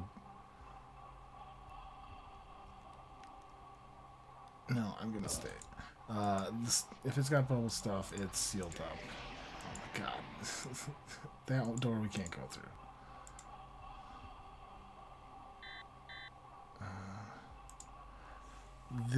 The door to the left is locked, the door to the right goes out into space. This front door, I couldn't figure out what I was supposed to do. Yeah, I'm pretty sure this one's locked. Yeah. Yeah, okay. Yeah. So we do have to go this way. There is a point where we do have to cross a section that's to a section, but it's fine.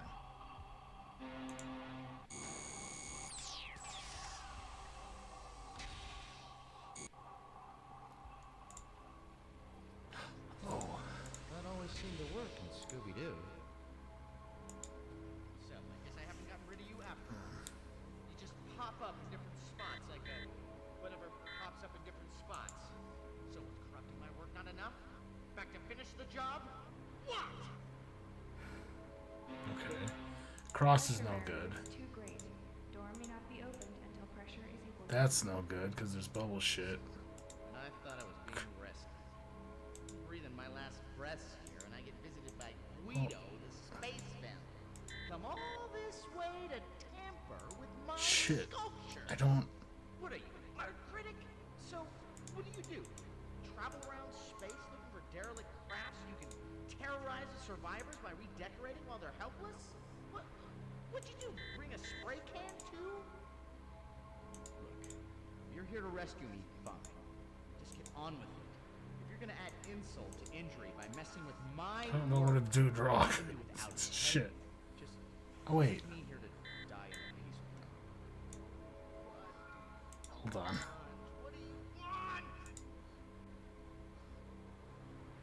Like, I walk past this metal bar, but fuck, what does this metal bar do?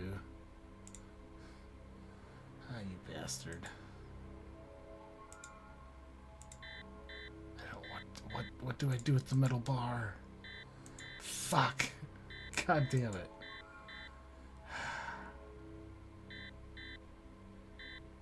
It doesn't work that way. Maybe. I don't think that's how it works. Fuck. It doesn't do anything. See, that's where we came from, right? That's the other door. There's nothing over on those sides. I can't go forward that way. Ah, fuck. Shit. Well, we have a metal bar.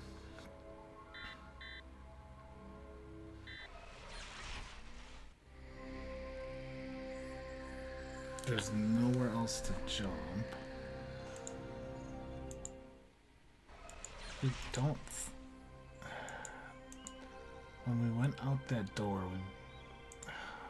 I really... You know what? I think I need to go out that door that launches us, and I have to, like, turn and move or something, but fuck. I don't know. Like, it doesn't open for no reason. Like, they didn't do that. They didn't do a lot of that in this game. Like, things open because they have to open for you to move.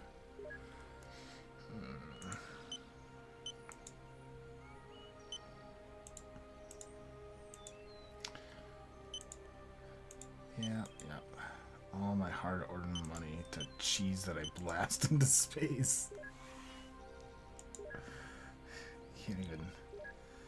Can't even say it. Alright, come on, here we go. Jump. This is why I played on walkthrough as a kid, because I didn't read any of the stuff, I didn't look at any of the stuff, I didn't know what the fuck to do. Oh, okay. Here we go.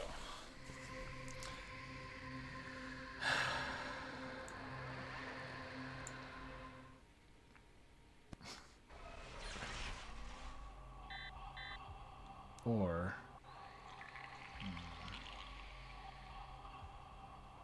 ugh.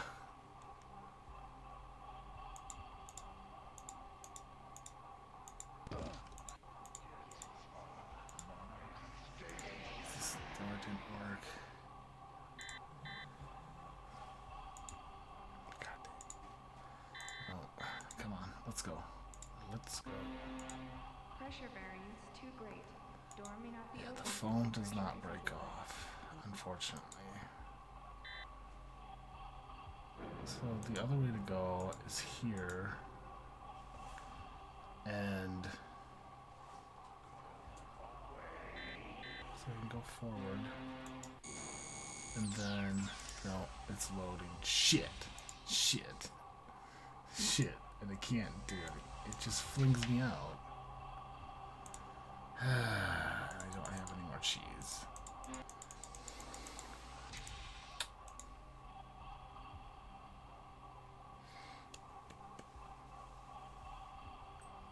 I'm missing something. I know.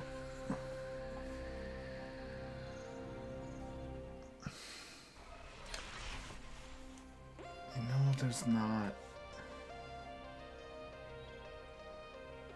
things that we need to bring. We can do this one first. It's actually probably more important to do this one first because we're gonna steal the AI. If you haven't figured that out, we need the AI. It makes the game more fun too. So I know we can get it first. I just need to know how to get it. 65. 94 978. Transmit. Accept. Menu. Post box. Cheese girl. Replicate.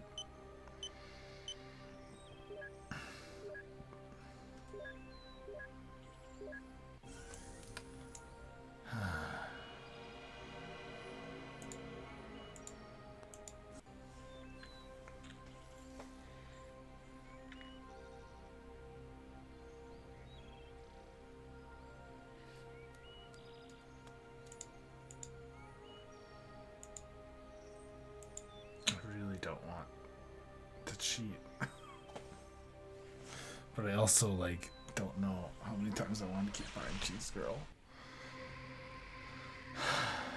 So we end up here. It doesn't look any different. I don't think it matters. Oh, that didn't do anything. Yeah, we can just blow ourselves away, and that's it. And I think in the walkthrough it takes away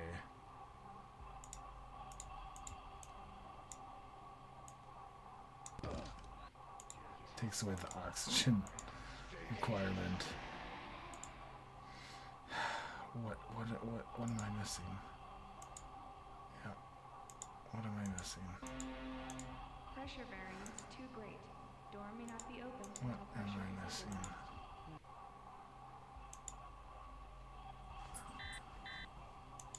Going out that right door is a bad idea. This one's locked.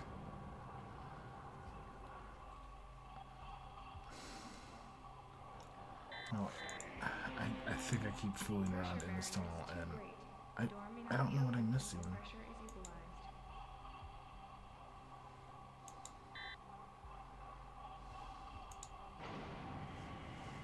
Yeah, it's got to be in that big room. But I feel like I can't get to some spot. Oh shit, hold on. Okay, no. That always seemed to work in Scooby-Doo. So, I guess I haven't gotten rid of you after all. You just pop up in So different you can't spots. get up there. Whatever pops up in different spots. So, Can come down here. back to finish the job? What? And I thought I was being rescued.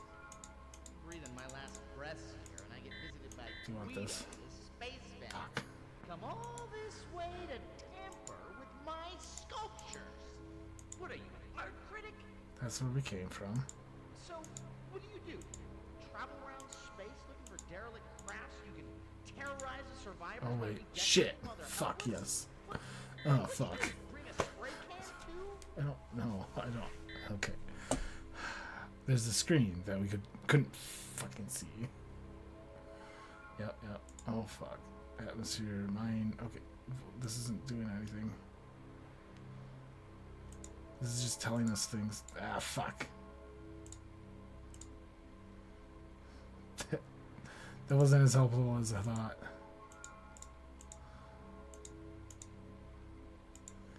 How do I move? Look, if you're here to rescue me, fine. Just get on The computer didn't seem to do You're gonna anything. add insult to injury But by messing fuck. with my work. I can do without it, okay? Just Why can't I find it again? There it is. It didn't give me any controls. There is a place to get more oxygen at some point. It like tells us environment pressurized. Oh, click to pressurize. Fuck.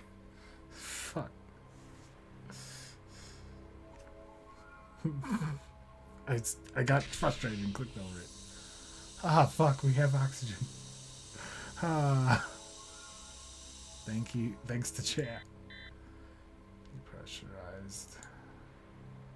Environment depressurized. Okay. Oh, shit. It said where we are, and I want to see where we are. Come on, animation.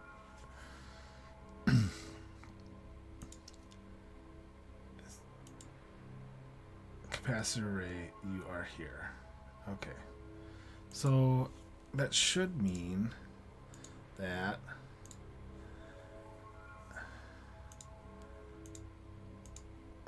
Jesus Christ, it's so clean. We should be able to open this now? Hey, yeah. Shit, yeah. Here we go. Alright. So this... Alright. What we need to do for this is record how we get through this.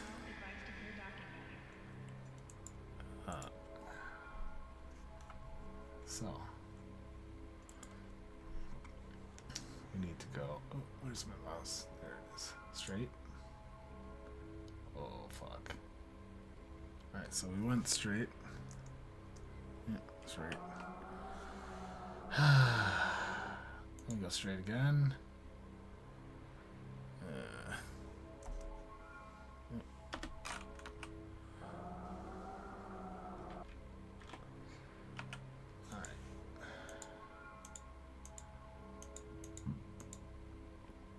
Alright, so we can go a right or a second right. We'll do this one. If we get it wrong... Oh, fuck. Shit. I don't know what just happened. Okay. Oh, man, that's too many fucking options. So this is where we were left.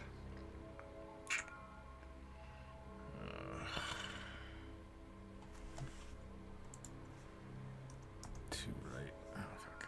Two right. You thought finding oxygen. So I feel like I shouldn't travel towards the door. And I'm going to take a single right. Oh, hey, that's good. It only bounced us back. Oh, fuck. We're at the start.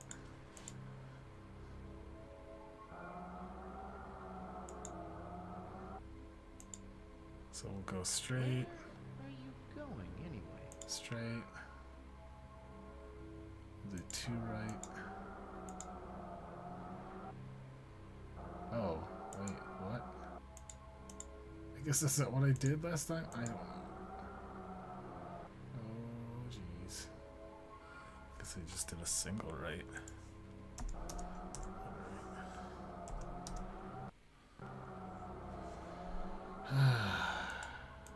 Oh, no, that was is different.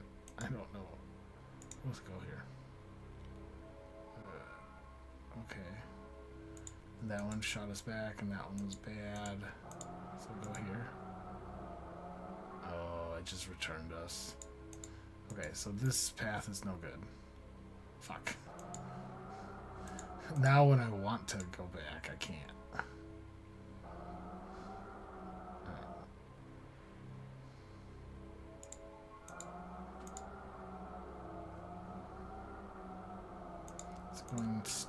Going straight was bad. Let's try right. I would.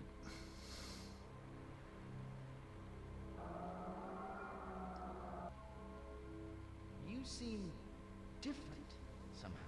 Not like before. Your patterns. You're more curious. Like you don't really know. Unfortunately, the cheese girl would not work in a pressurized environment the way that it did outside. Oh, fuck, I'm out of water. Oh shit. That felt familiar. That felt familiar right there. But now which one do we... Oh fuck, we can choose them all. I'm gonna go this way.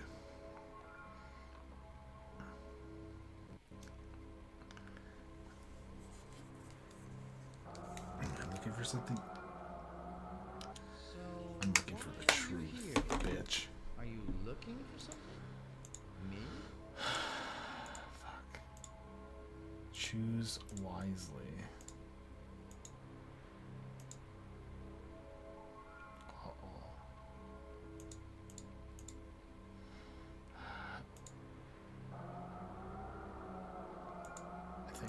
I think we're there. Oh fuck yes.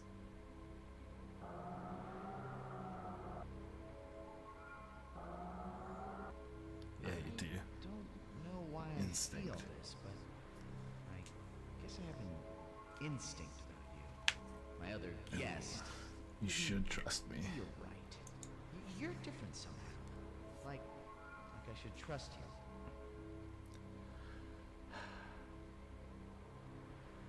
I need to switch my headset because this one been playing too long.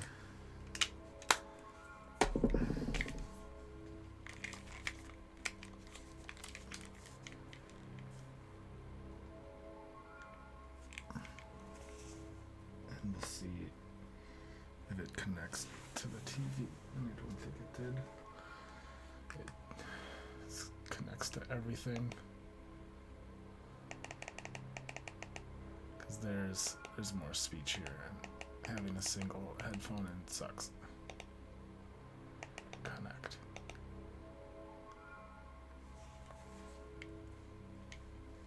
There we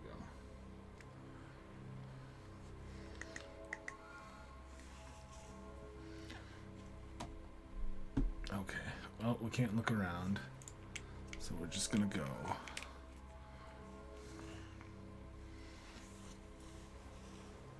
Oh, readjust. We can only go forward.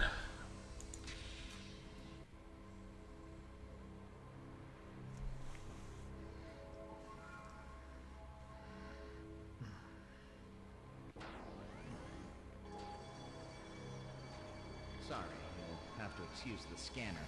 My eyes and ears for the moment. Most of the station monitors are dead. Here. Well, here you are. You found it. Yes, it is. Part of it, anyway. Not much to look at, I know, but it's what's inside that counts. Well, I guess I've decided to trust you. It's not like I have many options. Well, now it sounds creepy. We can help each other out. Why don't you move into the room so we can talk better? Oh my god.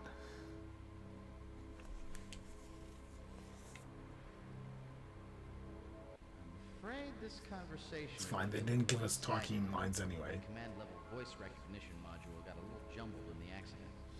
Well, You're a real boy. You've probably figured out by now that I'm not real.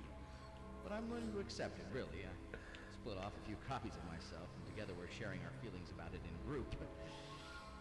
Anyway, this is what I am. an artificial, sorry, non-organic sentient being, if you want to be politically correct, trapped in this wreck with the power dying out a little quickly, I'm afraid. I've yet to figure out who you are, though. I think Yeah, I I'm can pretty safely rule boss, out the bitch. Fire department. I thought I was pretty advanced, but the technology I'm reading is astounding. And this is crazy. It almost seems like an evolution of mind. This is getting If you'll let me, robosexual. I should be able to interface with your logic system and maybe get a clue as to who you are and how we can help each other. It means an intrusive scan.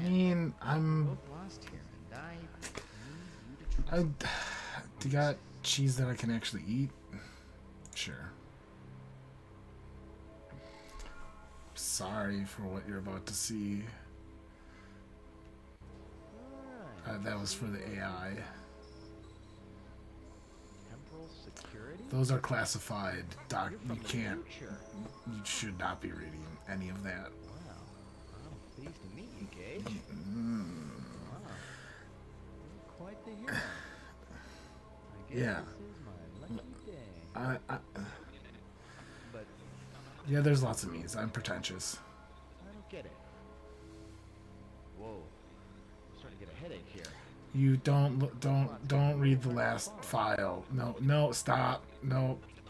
I'm starting to get the picture. I told you to fucking stop, man. Hey, this is about me. This is better than palm reading. Perished? Yep. Then Yeah, you're gonna have to go fuck yourself. Yeah, I told you to stop. I've probably seen more than I should. I should have never scanned your biochips. Wait a second. This is still. Biochips. Okay. Gage, I'm gonna make you an offer you can't refuse. Yep. Take me with you. Your biochips are derived from the same wetware as my brain, only 1,000 times more advanced. You take me with you will cause a... Wow, I happen to have a blank chip. If I download a copy of myself onto a blank chip, Yeah. nothing will have changed. And you need me. Did you happen to see the number on their suit? The same person who messed with my Because, sculpture. you know, we could make this real quick if you saw the number on their suit. Is it a deal? But I think his ocular damage. Yeah, he couldn't see, but presence. Great. Oh, you're not gonna regret this, Gage. Now let's see. I should be able to transfer the data across optically from my core. This is gonna work. Oh, fuck. That means That's we've right. got to get you inside the Nexus. Going to have to jump. Which, of course, is inconveniently detached from the station. Yeah. How do we do this? Yeah. The door release. The decompression should propel you across to Yeah, the we can Nexus. do this. I'll have to give you the This is actually like. It's risky, but it's doable.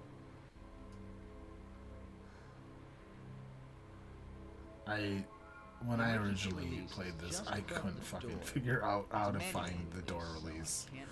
And somehow, like, I just couldn't get on the. I don't know. Above the door, I don't think I looked up. 32770. Okay. 3, Punch in 2, this code. 3, 7, 2, 7, 7, 0. 0. The rest is up to you. And pull. Good luck. Here we go. It's great. Emergency door release initiated. Please stand by. It must have quantum, like, because it's full detached or wireless. I guess it's, but that's a lot of info. This is the brain.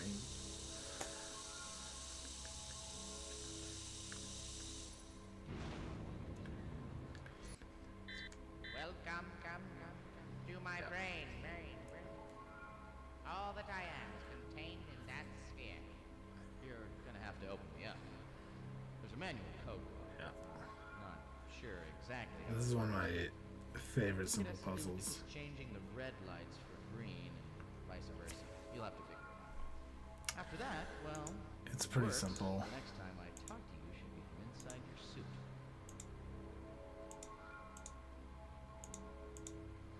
I've like done it on paper for people in the past.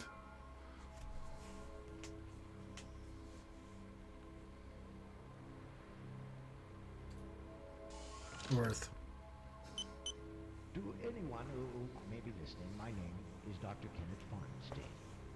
I've made this recording in the event that anything should happen to me. This message is an appeal. 26 years ago, I undertook an experiment to create a new kind of artificial intelligence. A system demonstrating the traits of self-awareness and creativity. My results have been astonishing. At first, I considered the experiment failed. I had created an erratic, unpredictable, thoroughly irrational program, but it had a curiosity, you see. Occasionally, a burst of insight so lucid I was astonished at the understanding. Not the cold conclusions of the machine, but something more right-brained, more intuitive. It was life. It was a result I was unprepared for. Author is not simply a program, he is a person. And I have sheltered him here from the circus I would make of him. I'm afraid I may have corrupted him enough with my obsession for 20th century media. I ask that you understand. And if you can remind yourself to... Oh, fuck, what happened? No! What happened?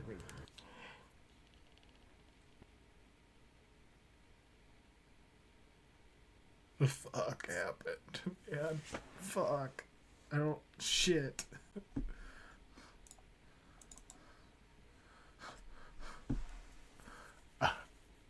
I hope it... I don't think it autosaves. Shit.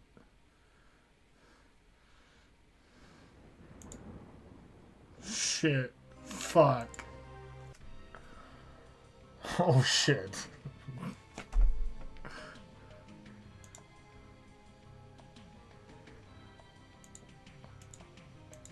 Fuck. Shit, fuck. The jumpsuit's navigation buttons No, allow I don't you want to turn quit. Yeah. Biochips are program modules, but the final element of the jumpsuit's interface is the message window. This display for further...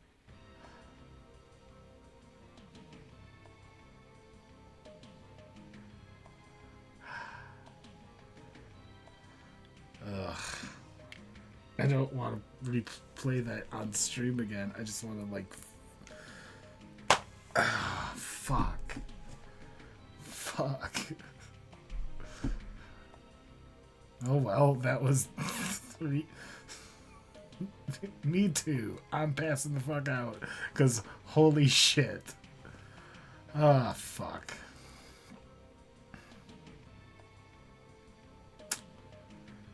Ah, fuck. I'll clip that later. Anyway.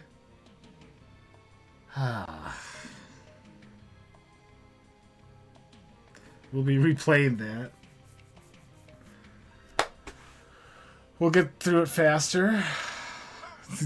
I couldn't figure out how to save again.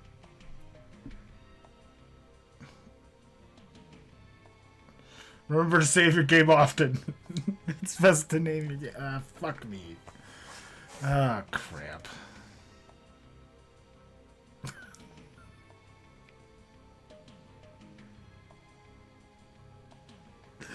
On that note, the stream is done for tonight. Gonna go do bedtime stuff. I was gonna end it as soon as we got Arthur and jumped back to our house. We were right there. We were right there at the end of the stream anyway. And fucking hell.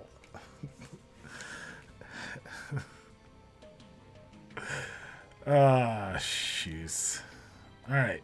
On that note, remember, keep your hearts open. Later.